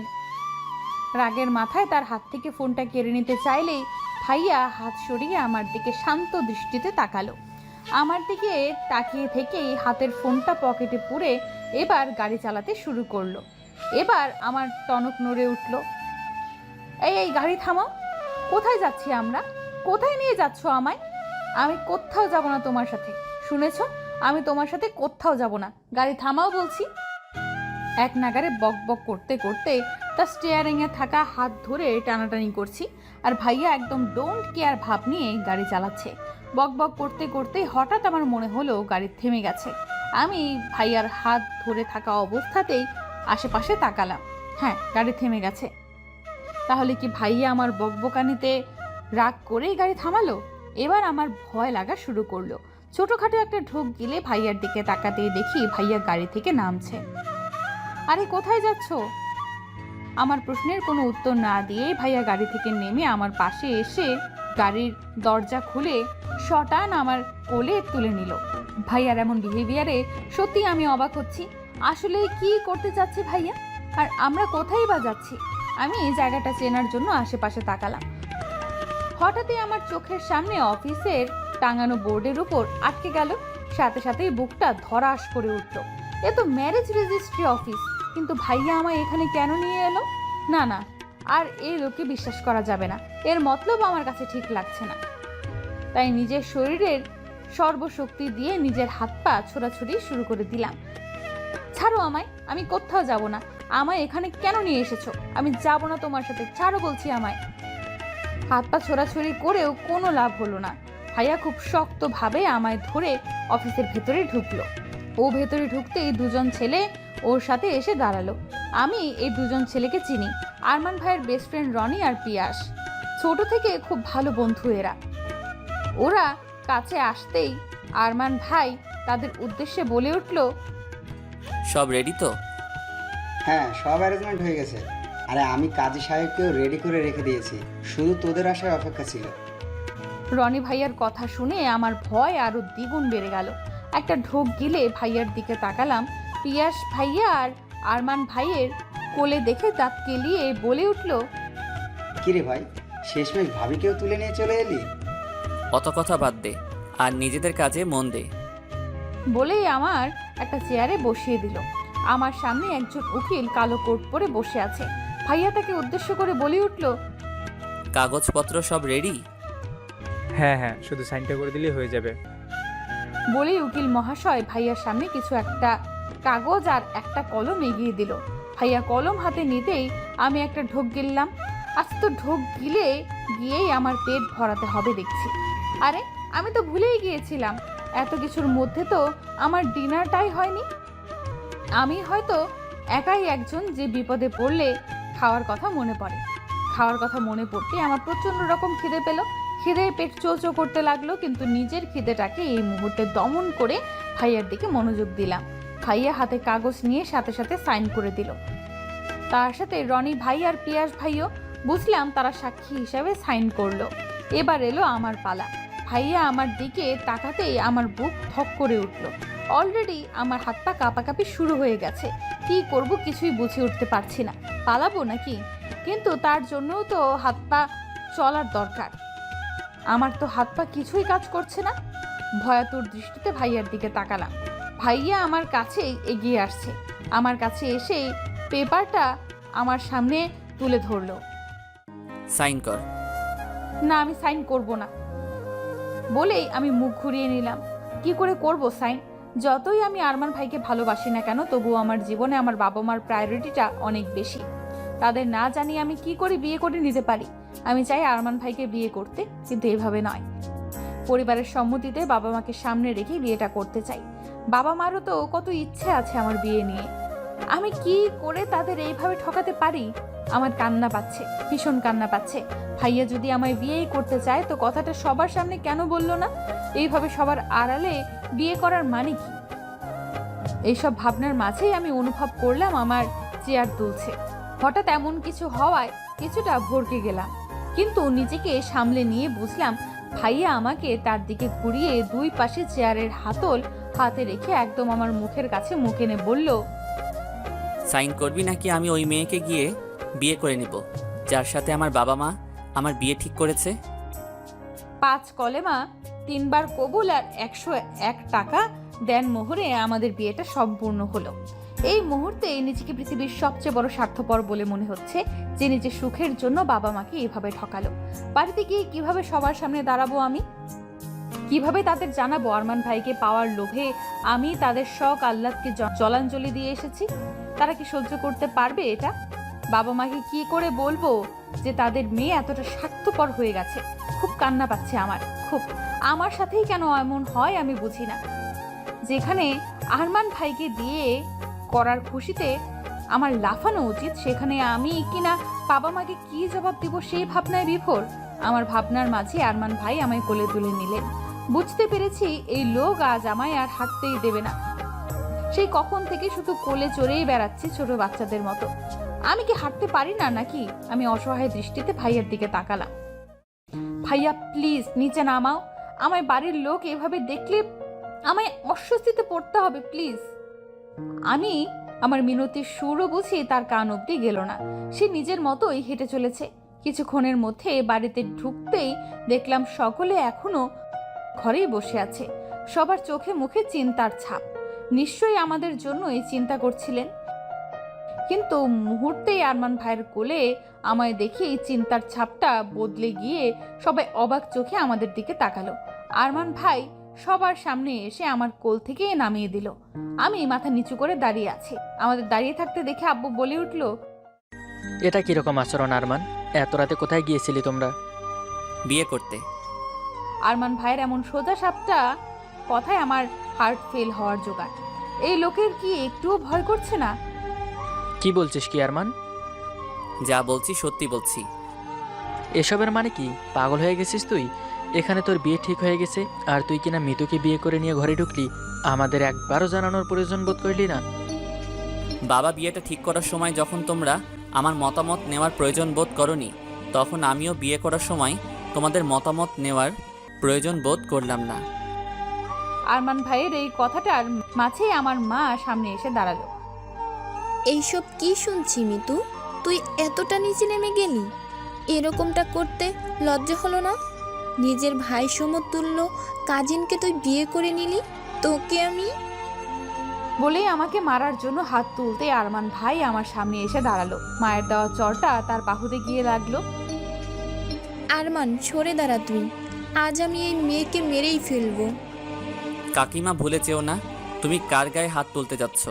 সে এখন আমার বিয়ে করা স্ত্রী, আর আমার স্ত্রীর গায়ে হাত তোলার অধিকার আমি কাউকে দেইনি। আমি ওর মা, আমার অধিকার আছে ওর উপর। কিন্তু ওর স্বামী, আর স্ত্রীর উপর সর্বপ্রথম অধিকার তার স্বামীর থাকে। কথাটা শেষ হতে না হতেই আরমান ভাইয়ের গালে খুব জোরে একটা চর বসলো। চরটা আর কেউ নয়, বড় মা মেরেছে। নাটক করছিস সেখানে? সার্কাস চলছে? আরে তুই যদি একটা রাস্তার পাগলকে বিয়ে করে নিয়ে আসতি, তাকেও আমি সম্মানে বরণ করে ঘরে তুলতাম। কিন্তু এই অপায়া মেয়েকে কখনো আমি এই বাড়ির বউ হিসেবে মানব না। এই মেয়ে তোর জীবন ধ্বংস করে দেবে। সর্বনাশী এই মেয়ে, যার জীবনে যাই হোক না কেন, যার জীবনেই ধ্বংস করে দেয়। মা ভুলে যেও না, তুমি যার সম্পর্কে কথাগুলো বলছো সে এখন আমার স্ত্রী। নিকুচি করেছে তোর স্ত্রী। মানি না এই অপায়াকে তোর স্ত্রী হিসেবে। তোকে আমি বারবার বলেছিলাম এই মেয়ের থেকে দূরে থাক, দূরে থাক। এই মেয়ে তোর জীবন ধ্বংস করে দেবে। জন্মের পর থেকে শুধু ধ্বংসই করে এসেছে। জন্মের পর পরই নিজের বাপের ব্যবসা গেল, সাথে 2 বছরের জেলও হলো। তারপরে নিজের মাকে বান্দি বানালো। সেদিন ওই পীর বাবাও এই মেয়ের হাত গণনা করে বলেছিলেন এর জীবনের সাথে যেই জড়াবে তার জীবনও ধ্বংস ছাড়া আর কিছুই হবে না। আর সেই কথা সত্যিই প্রমাণ হলো যখন এই গ্রামে তার নানার বাড়ি পা রাখতে না রাখতেই বন্যায় তাদের ঘর বাড়ি ভাসিয়ে নিয়ে গেল। আর কিছুদিন আগেও দুবার বিয়ে ভাঙলো ওই মেয়ের। আর কি প্রমাণ চাই এই মেয়ের অপায়া হবার? কতবার আয়েশাকে বললাম এই মেয়েকে দূরে কোথাও রেখে আসতে, কিন্তু ও তো কোনো কথাই শুনলো না। বরঞ্চ এখন আমার ছেলের ঘাড়ে এই মেয়েকে চাপাতে চাইছে। কিন্তু মা হয়ে নিজের ছেলের এত বড় ক্ষতি আমি কিছুতেই হতে দেব না। এই সর্বনাশীকে আমি কিছুতেই আমার ছেলের জীবনে আসতে দেব না। বড় মা এক নাগারে কথাগুলো বলেই যাচ্ছে, কিন্তু আমার আর শোনার ক্ষমতা নেই। সব কিছু কেমন যেন আবছা আবছা লাগছে। চোখের জলটাও অবাধ্য হয়ে এসেছে। আমি অপয়া, সর্বনাশী। আজ বাবা মার এই অবস্থার জন্য আমি দায়ী। শুনেছিলাম আমি ছোট থাকতেই মায়ের একটা অ্যাক্সিডেন্টে মা দ্বিতীয়বারের মতো মা হওয়ার ক্ষমতা হারায়, কিন্তু সেটার জন্য যে আমি দায়ী সেটা কখনোই বুঝতে পারিনি। শুনেছিলাম বাবা খুব শখ করে আমার নামে কোম্পানি খুলেছিল, কিন্তু কারো দেওয়া ধোকার কারণে বাবার কোম্পানি ডুবে যায়, যার সাথে 2 বছরের জেলও হয়। এরপর বাবা না নতুন করে ব্যবসা শুরু করতে পেরেছিল আর নাই বা কোনো জব পেয়েছিল। তখন থেকে এই বড় আব্বুর দয়ায় আমরা বেঁচে আছি। সব কিছু আমার জন্য হয়েছে, আমার পোড়া কপালের জন্য। হতে পারে দেখার দৃষ্টিভঙ্গি আলাদা, কিন্তু যা বলেছে তা তো সব সত্যিই বলেছে। আমি নানুবাড়ি যাওয়ার পর দিনই তাদের ঘর বাড়ি বন্যায় ভেসে যায়। তার মানে বড় মা ভুল কিছু বলেনি। আমি অপয়া, সর্বনাশী। আমার জীবনের সাথে যে জড়াবে তার জীবনই ধ্বংস হয়ে যাবে। নিজের অজান্তেই যে কখন 1 পা 2 পা করে ছাদে চলে এসেছি বুঝতেই পারিনি। হাত পা অবশ হয়ে আসছে, দাঁড়িয়ে থাকার শক্তিটুকুও নেই। ছাদের মাঝখানে হাঁটু গেড়ে বসে পড়লাম। কাঁদতে ইচ্ছে করছে, চিৎকার করে কাঁদতে ইচ্ছে করছে আমার। এতদিন আমার জন্য সবার জীবন নষ্ট হয়ে এসেছে, আর এখন আরমান ভাইয়ের জীবনও আমার সাথে গেছে। তার কিছু ক্ষতি হয়ে যায় না তখন? না, তার কিছু হয়ে গেলে যে আমি নিজেকে ক্ষমা করতে পারবো না। আমি কি করে তার ক্ষতির কারণ হতে পারি? ভালোবাসি তাকে, নিজের থেকেও বেশি ভালোবাসি। তার জন্য সব কিছু করতে পারি, সব কিছু। হঠাৎই মনে হলো কেউ আমার পাশে হাঁটু গেড়ে বসলো।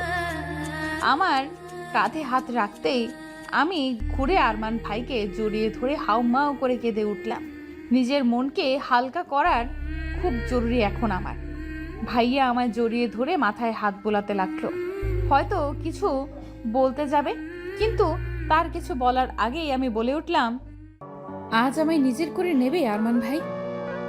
আমার কথায় আমার মাথায় হাত বোলানো তার হাত থেকে থমকে গেল। আমি এমন কিছু বলবো হয়তো আশা করেনি, কিন্তু আমি চাই আজ তাকে নিজের করে পেতে, নিজের সব কষ্টকে ধুয়ে মুছে নিংড়ে ফেলতে। আরমান ভাই প্রায় অনেকক্ষণ ধরেই নীরবতা পালন করছে, আর আমি তার বুকে মাথা রেখে তার বুকের থুকপুক শব্দটা শুনছি। আজ বুকে শুধু হতাশাই ধরা দিচ্ছে। আজ আরমান ভাইয়ের এই হতাশার কারণটাও আমি। সব কিছুর জন্য শুধু আমিই দায়ী, শুধুই আমি। আমার এই ভাবনায় বিচ্ছেদ ঘটিয়ে আরমান ভাই হঠাৎ করেই আমায় কোলে তুলে নিচের দিকে যাওয়া শুরু করলো, আর আমি চুপচাপ তার বুকে মাথা রেখে বুকের হতাশাগুলো গুনছি। কারণ আমি জানি আজ এই মুহূর্তটা শুধু তার আর আমার। এরপর কি হবে তা কালকের উপরেই নির্ভর করছে। প্রায় ভোর রাত, আমি আরমান ভাইয়ের বুকে মাথা রেখে শুয়ে আছি, আর ও আমায় এক হাতে জড়িয়ে বেঘুরে ঘুমাচ্ছে। ঘুমের মাঝেও আমায় জড়িয়ে রেখেছে, যেন ছেড়ে দিলেই কোথাও পালিয়ে যাব। কথাটা ভাবতেই আমার ঠোঁটের কোণে হাসির রেখা ফুটে উঠল। আমি মাথা তুলে তার দিকে তাকালাম। ইস, কি মায়া এই মুখে! ঘুমিয়ে থেকে যেন এই মায়া আরো বেশি বৃদ্ধি পেয়েছে। আমি তার গালের খোঁচা খোঁচা দাড়িগুলোতে আলতো করে হাত ছুঁয়ে দিয়ে আবার তার বুকে মাথা রাখলাম। কতদিনের লোভ ছিল এই দাড়িগুলো ছুঁয়ে দেয়ার, আজ তা পূরণ হলো। ফজরের আজানের ধ্বনিতে আমি আরমান ভাইয়ের থেকে নিজেকে ছাড়িয়ে উঠে বসলাম। চুলগুলো হাত খোপা করতে করতে কাবার থেকে নিজের ড্রেস নিয়ে ওয়াশরুমের দিকে পা বাড়ালাম। চোখগুলো ভীষণ জ্বালা করছে, হয়তো সারা রাত ঘুম না আসার কারণে। আসলে আমি ঘুমাতেও চাইনি, আরমান ভাইয়ের সাথে কাটানো প্রত্যেকটা মুহূর্তকে শুধু অনুভব করতে চেয়েছি। ঘুমিয়ে পড়ে এই রাতের একটা ছোট্ট মুহূর্তও আমি মিস করতে চাইনি। এই মুহূর্তগুলোকে নিয়েই তো বাকি জীবনটা কাটাতে হবে। আচ্ছা, আমি কি পারবো তাকে ছাড়া থাকতে? না, পারতে আমাকে হবেই। আরমান ভাইয়ের জন্য হলেও আমাকে পারতে হবে। তার ভালোর জন্য আমাকে সব কিছুই পারতে হবে। একটা বুক ফুলানো দীর্ঘশ্বাস ফেলে শাওয়ার শেষে উজু করে ওয়াশরুম থেকে বেরিয়ে এলাম। ফজরের নামাজটা কাজা করলাম। নামাজ শেষে জায়নামাজ গুছিয়ে রেখে আরমান ভাই এক গাদা বই থাকা টেবিলের কাছে গেলাম। একটা নোট পাতার মধ্য পাতা ছিঁড়ে ওটাতে লিখতে বসলাম। লেখা ততটাও ভালো না, ভাঙা ভাঙা হাতা, বাঁকা বাঁকা অক্ষরে মনে আসছিল, তাই লিখে যাচ্ছিলাম। আজ এই লেখাটা আমাদের জীবন বদলে দেবে। এই চিঠিটাই আরমান ভাই আর আমার দুজনের পথ আলাদা করে দেবে। আচ্ছা, সামান্য একটা চিঠির উপর ভিত্তি করে কি ভাইয়া আমার থেকে দূরে সরে যাবে? একবারের জন্য খোঁজার চেষ্টাও করবে না? সে যাই করুক না কেন, আমি তো চাই ভাইয়া আমায় ভুলে যাক। নিজের জীবন নিজের মতো করে সাজিয়ে নিক।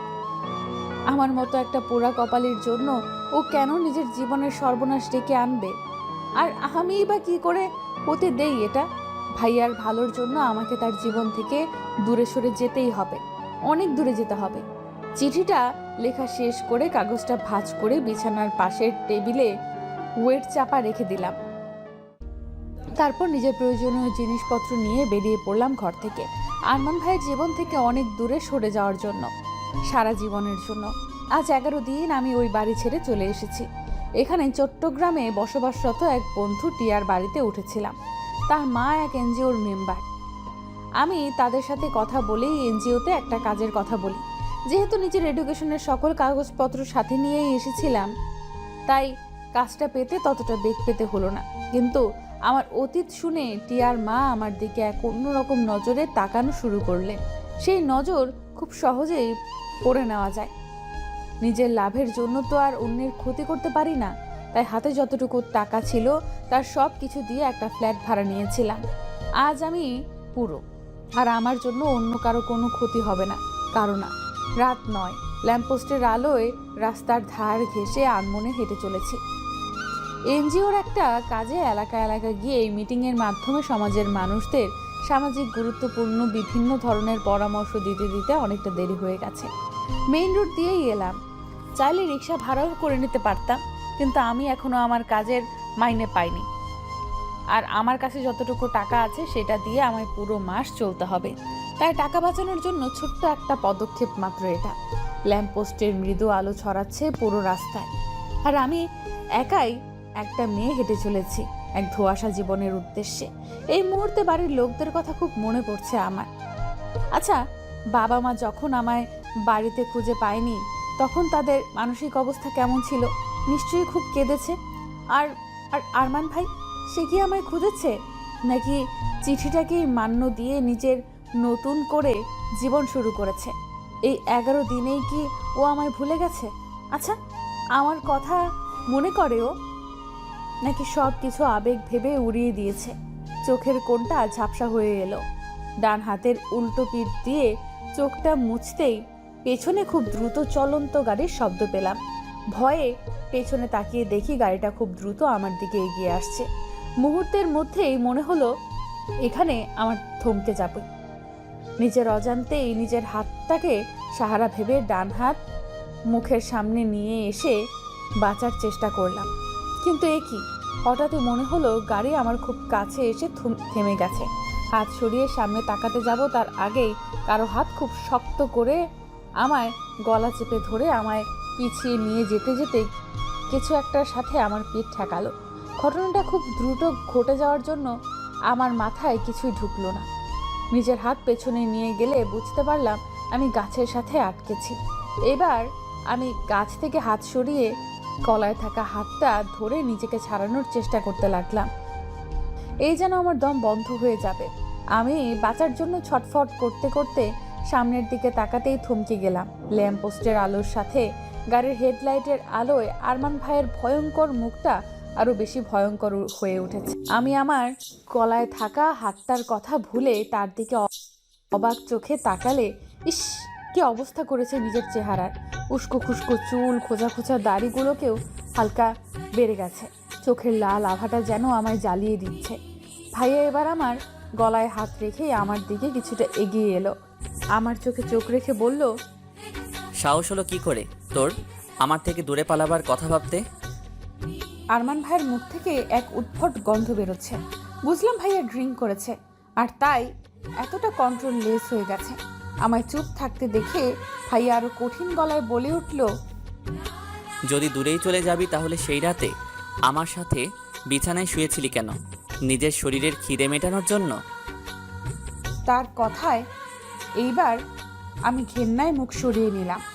অস্পষ্ট কণ্ঠে কিছু বলতে যাব তার আগেই আরমান ভাই আলমোড়ো শক্ত করে আমার গলা চেপে ধরে বলল, চুপ, একদম চুপ। একটা শব্দ গলা থেকে বের করলে গলা চেপে মেরে এখানেই পুঁতে রাখবো। কি ভেবেছিস কি তুই আমি তোকে খুঁজে পাবো না? এই পৃথিবীর যেই কোণাতেই লুকিয়ে থাক না কেন, তোকে আমি খুঁজে বের করবই।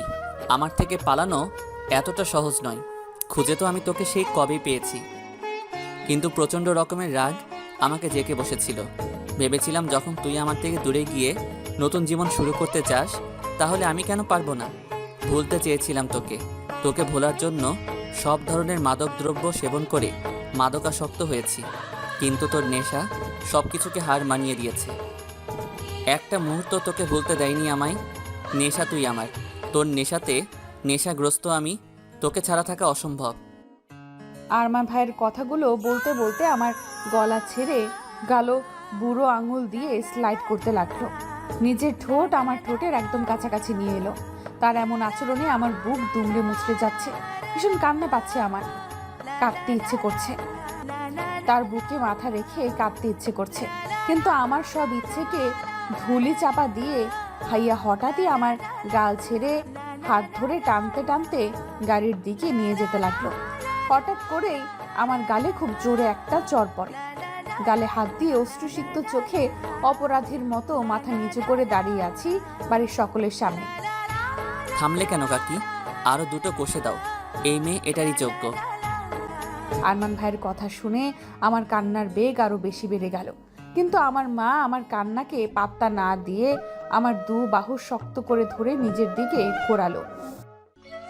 বলতে পারিস তোর কোন জিনিসটায় আমরা কোনো কমতি রেখেছি?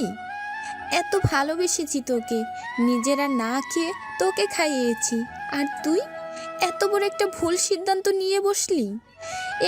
এদিকে তাকা, বাড়ি থেকে চলে যাওয়ার সময় একবারও কি তোর আমাদের কথা মনে পড়েনি? একবারও মনে হলো না আমরা কি নিয়ে বাঁচবো? তুই তো আমাদের একমাত্র সম্বল রে, তোকে নিয়েই বেঁচে আছি আমরা। তাহলে কোন সাহসে তুই এই সিদ্ধান্ত নিলি? কিভাবে চলে গেলি তুই আমাদের ছেড়ে? কথাগুলো বলতে বলতেই মা কান্নায় ভেঙে পড়লো। মায়ের কান্না দেখে আমারও ভীষণ কান্না পাচ্ছে। এবার বুঝতে পেরেছি আমি কত বড় ভুল করেছি। তাদের ভালো করতে গিয়ে যে তাদের এতটা কষ্ট দিয়ে ফেলেছি বুঝতেই পারিনি। আরমান ভাই ঠিক ছিল, আরও কিছু চরের যোগ্য আমি। এতটুকু শাস্তিতে হবে না আমার। মাথা নিচু করে কেঁদেই চলেছি, তখনই বড় মা এগিয়ে এলো। আমি বলেছিলাম না, এই মেয়ে যার জীবনেই যাবে তার জীবনটাই ধ্বংস করে দেবে। এই মেয়ে একবার দেখ আমার ছেলের জীবনটা কি করেছিস তুই। কয়েকদিনে তো ওর মুখটা দেখারও সুযোগ হয়ে ওঠেনি। যদিও কখনো কখনো বাড়ি ফিরেছে, তখন তো তার দিকে তাকানো কষ্টদায়ক হয়ে গিয়েছে। কি অবস্থা হয়েছে আমার ছেলেটার চেহারার, সব তোর জন্য হয়েছে। আমার ছেলের এই অবস্থার জন্য তুই দায়ী। স্টপ ইট মা, এখনো তোমার বলা শেষ হয়নি? সেদিন কি কিছু কম বলেছিলে যে আজ আবার শুরু হয়ে গেলে? হ্যাঁ, তোমার ছেলের এই অবস্থার জন্য ওই মেয়েটাই দায়ী, কিন্তু ও আমার জীবনে আসার জন্য নয়, কিছুদিনের জন্য ও আমার জীবন থেকে চলে যাওয়ার জন্য আমার এই অবস্থা। আমি বুঝি না তুমি এমন নিকৃষ্ট মানসিকতার কি করে হতে পারো। কিছু দুর্ঘটনাকে তুমি মৃত্যুর ঘাড়ে চাপিয়ে দিচ্ছ। আমি কোনো দুর্ঘটনাকে চাপিয়ে দিচ্ছি না ওর ওপর, যা সত্যি তাই বলছি। কোন সত্যির কথা বলছো? কাকার ব্যবসায় ধোঁকা খাওয়ার কথাটা? সেটা কাকার নিজের অনভিজ্ঞতার কারণেই হয়েছে। আর যদি তুমি কাকির অ্যাক্সিডেন্টের কথা বলো, তাহলে আমি বলি ঢাকায় এমন অনেক অ্যাক্সিডেন্টই হয়। তুমি কোন কোন অ্যাক্সিডেন্টের দায়ভার মৃত্যুর ওপর চাপাবে? আর ওই পীর যার কথা শুনে তুমি মৃত্যুকে আজ অবধি দোষারোপ করছো, সে কিছু বছর আগেই ভণ্ড পীর প্রমাণ হয়ে এখন জেল খাটছে। আর এখন বাকি রইল দুবার বিয়ে ভাঙার কথা, ওটা মৃত্যুর জন্য নয়, আমার জন্য ভেঙেছে। ভাইয়ার এই কথায় সবাই তার দিকে অবাক চোখে তাকালো। আমার চোখেও প্রশ্নবোধক চিহ্ন আটকে রইল। আমার বিয়ে ভাইয়ার জন্য ভেঙেছে, কিন্তু কিভাবে? আমি ভেঙেছি ওই বিয়ে। আমি জানতাম মা মিতুকে ততটা পছন্দ করে না, তাই তার থেকে দূরে থাকার চেষ্টা করতাম, কিন্তু আমি ওকে অন্য কারোরও হতে দিতে পারতাম না, তাই সবার আড়ালেই আমি ওর বিয়ে ভেঙেছি। আর ওই বন্যা? মা, বন্যা আসবে এই নিউজটা খবরে নিউজ পেপারে কতদিন আগে থেকে ছাপা হচ্ছিল। এটা একটা প্রাকৃতিক দুর্যোগ, যা মিতু গ্রামে গেলেও আসতো, না গেলেও আসতো। তবে কি জানো তো মা, তোমার এই দৃষ্টিভঙ্গি আমি হাজার চেষ্টা করলেও বদলাতে পারবো না, যদি না তুমি নিজের থেকে বদলানোর চেষ্টা করো। বড় মা আরো কিছু বলতে যাবে, কিন্তু তার আগেই বড় আব্বু বলে উঠল, উফ, কি হচ্ছে এখানে? এত সব কথা কেন হচ্ছে? আমাকে বলবে দয়া করে। এতক্ষণ ধরে চুপ ছিলাম, কিন্তু আর নয়, বন্ধ করো এসব। আর মিতু, তুমি যা করেছো তা অবশ্যই ভুল ছিল, আর ভুলের শাস্তি তোমাকে পেতেই হবে। আর সে শাস্তি হিসেবে তোমাকে আবার আমার ছেলেকেই বিয়ে করতে হবে। বড় আব্বুর কথায় আমি চমকে উঠলাম। আমার ছেলে তোমাকে ভালোবাসে, তোমার সাথেই সে সুখে থাকবে। আর একজন বাবার এর থেকে বর পাওয়া আর কি থাকতে পারে? বিয়ে আবার হবে, ধুমধাম করে হবে। কি বলিস রাজ্জাক? বলেই বাবার কাঁধে হাত রাখলো বড় আব্বু। বাবার চোখ ছলছল করছে। তার সাথে আমারও। প্রায় 1 মাসের মধ্যে দ্বিতীয়বারের মতো আমাদের বিয়েটা হলো। তবে এই বিয়েটা পরিবারের সম্মতিতে, ধুমধাম করে, একদম আমার স্বপ্নের মতো করেই পেয়েছি আমি আমার ভালোবাসার মানুষকে। কিন্তু এই কয়দিনে আরমান ভাই আমার সাথে তেমন কোনো প্রয়োজন ছাড়া কথাই বলেনি। হয়তো এখনো অভিমান করে আছে আমার উপর। বড় মাও কেমন ভারী ভারী, হয়তো আমায় মেনে নেওয়ার চেষ্টা করছে। কিন্তু যেই কাজটা এতদিন ধরে হয়নি সেটা এত সহজে কি হতে পারে? তারপরও হয়তো নিজেকে বদলানোর চেষ্টা করছে। আমি এই মুহূর্তে লম্বা ঘুমটা টেনে আরমান ভাইয়ের ঘরে বসে আছি তার অপেক্ষায়। কিন্তু তার আসার এখনো কোনো নামগন্ধ নেই। নিশ্চয়ই বাইরে তার বন্ধুরা তাকে আটকেছে। বেচারার হাল বোধ হয় আজ তার বেহাল করে দিয়েছে। ভাইয়ার বেচারা মার্কা মুখটা ভাবতেই বেশ হাসি পাচ্ছে আমার। আনমনে তার কথা ভেবে হাসছি। ঠিক তখনই দরজা খোলার শব্দ কানে এলো। বুঝলাম ভাইয়া এসেছে। আমি উঠে তাকে সালাম করতে যাব, তার আগেই ভাইয়া সরে গেল। আমি অবাক চোখে তার দিকে তাকাতেই সে অন্যদিকে মুখ করে বলল, অনেক রাত হয়েছে, শুয়ে পড়ো। কথাটা বলেই ও বারান্দায় চলে গেল। তার এমন কথায় আমার ভীষণ কান্না পাচ্ছে। ভাইয়া কি তাহলে আর কোনো দিনও আমার সাথে কথা বলবে না? আমার একটা ভুলের জন্য আমায় এত বড় শাস্তি দেবে ও? খুব নিকুচি করেছে তার শাস্তি, মানে না আমি কোনো শাস্তি টাস্তি। আজ তো তাকে আমার সাথে কথা বলতেই হবে। দেখি কি করে কথা না বলে থাকে। আমি আমার ভারী শাড়িটা 2 হাতে উঁচু করে ধরে বারান্দার দিকে অগ্রসর হলাম। আরমান ভাই উল্টো ঘুরে ব্যস্ত নগর দেখতে দেখতে সিগারেটের ধোঁয়া উড়াচ্ছে। ও মাঝে মাঝে স্মোক করত। আমি সেটাকে পরোয়া না করে সোজা তার সামনে গিয়ে রেলিংয়ে ঠেস দিয়ে দাঁড়ালাম। আমাকে হঠাৎই তার সামনে আসতে দেখে ব্রু কুচকে কিছুক্ষণ তাকিয়ে থেকে অন্যদিকে যাবে তার আগেই আমি আবার তার সামনে গিয়ে তার পথ আটকালাম। এবার হয়তো আরমান ভাই কিছুটা বিরক্ত হলো। ব্রু কুচকানোর সাথে সাথে দাঁতে দাঁত চেপে ধরে একদম আমার দিকে এগিয়ে এসে কিছু বলতে গিয়েও থেমে গেল। তার এগিয়ে আসাতে আমি কিছুটা ভয় পেয়ে পেছনে ঝুঁকে গেলাম। যার রাগ যদি চরটর মেরে বসে তখন। কিন্তু আরমান ভাই কিছু না বলেই আবার সেখান থেকে চলে আসবে, তখনই আমি তার ডান হাত চেপে ধরলাম। ভাই এবার প্রচণ্ড মাত্রায় রেগে আমার দিকে এগিয়ে আসতে গেল, কিন্তু তার আগে আমি তার হাত আমার পেটের উপর রাখলাম। আমার এই কাজেও কিছুটা অবাক চোখে আমার দিকে তাকালো। তুমি যদি আমার সাথে কথা না বলো তাহলে কিন্তু আমরা তোমার উপর ভীষণ অভিমান করব। কথাটা বলে মুখ ফুলিয়ে তার দিকে তাকালাম। যদিও নিজের চেহারায় ইনোসেন্ট লুক নিয়েছিলাম, তারপরও আমার বুকের ভেতরে এক প্রকার তোলপাড় শুরু হয়ে গিয়েছিল। আমার কথায় তার অনুভূতিটা কিরকম হবে তা দেখার জন্য অধীরে আগ্রহে আমি আরমান ভাইয়ের দিকে তাকালাম। আরমান ভাই নিজের চোখে এক সাগর বিস্ময় নিয়ে একবার আমার দিকে আর একবার আমার হাতের দিকে তাকাচ্ছে।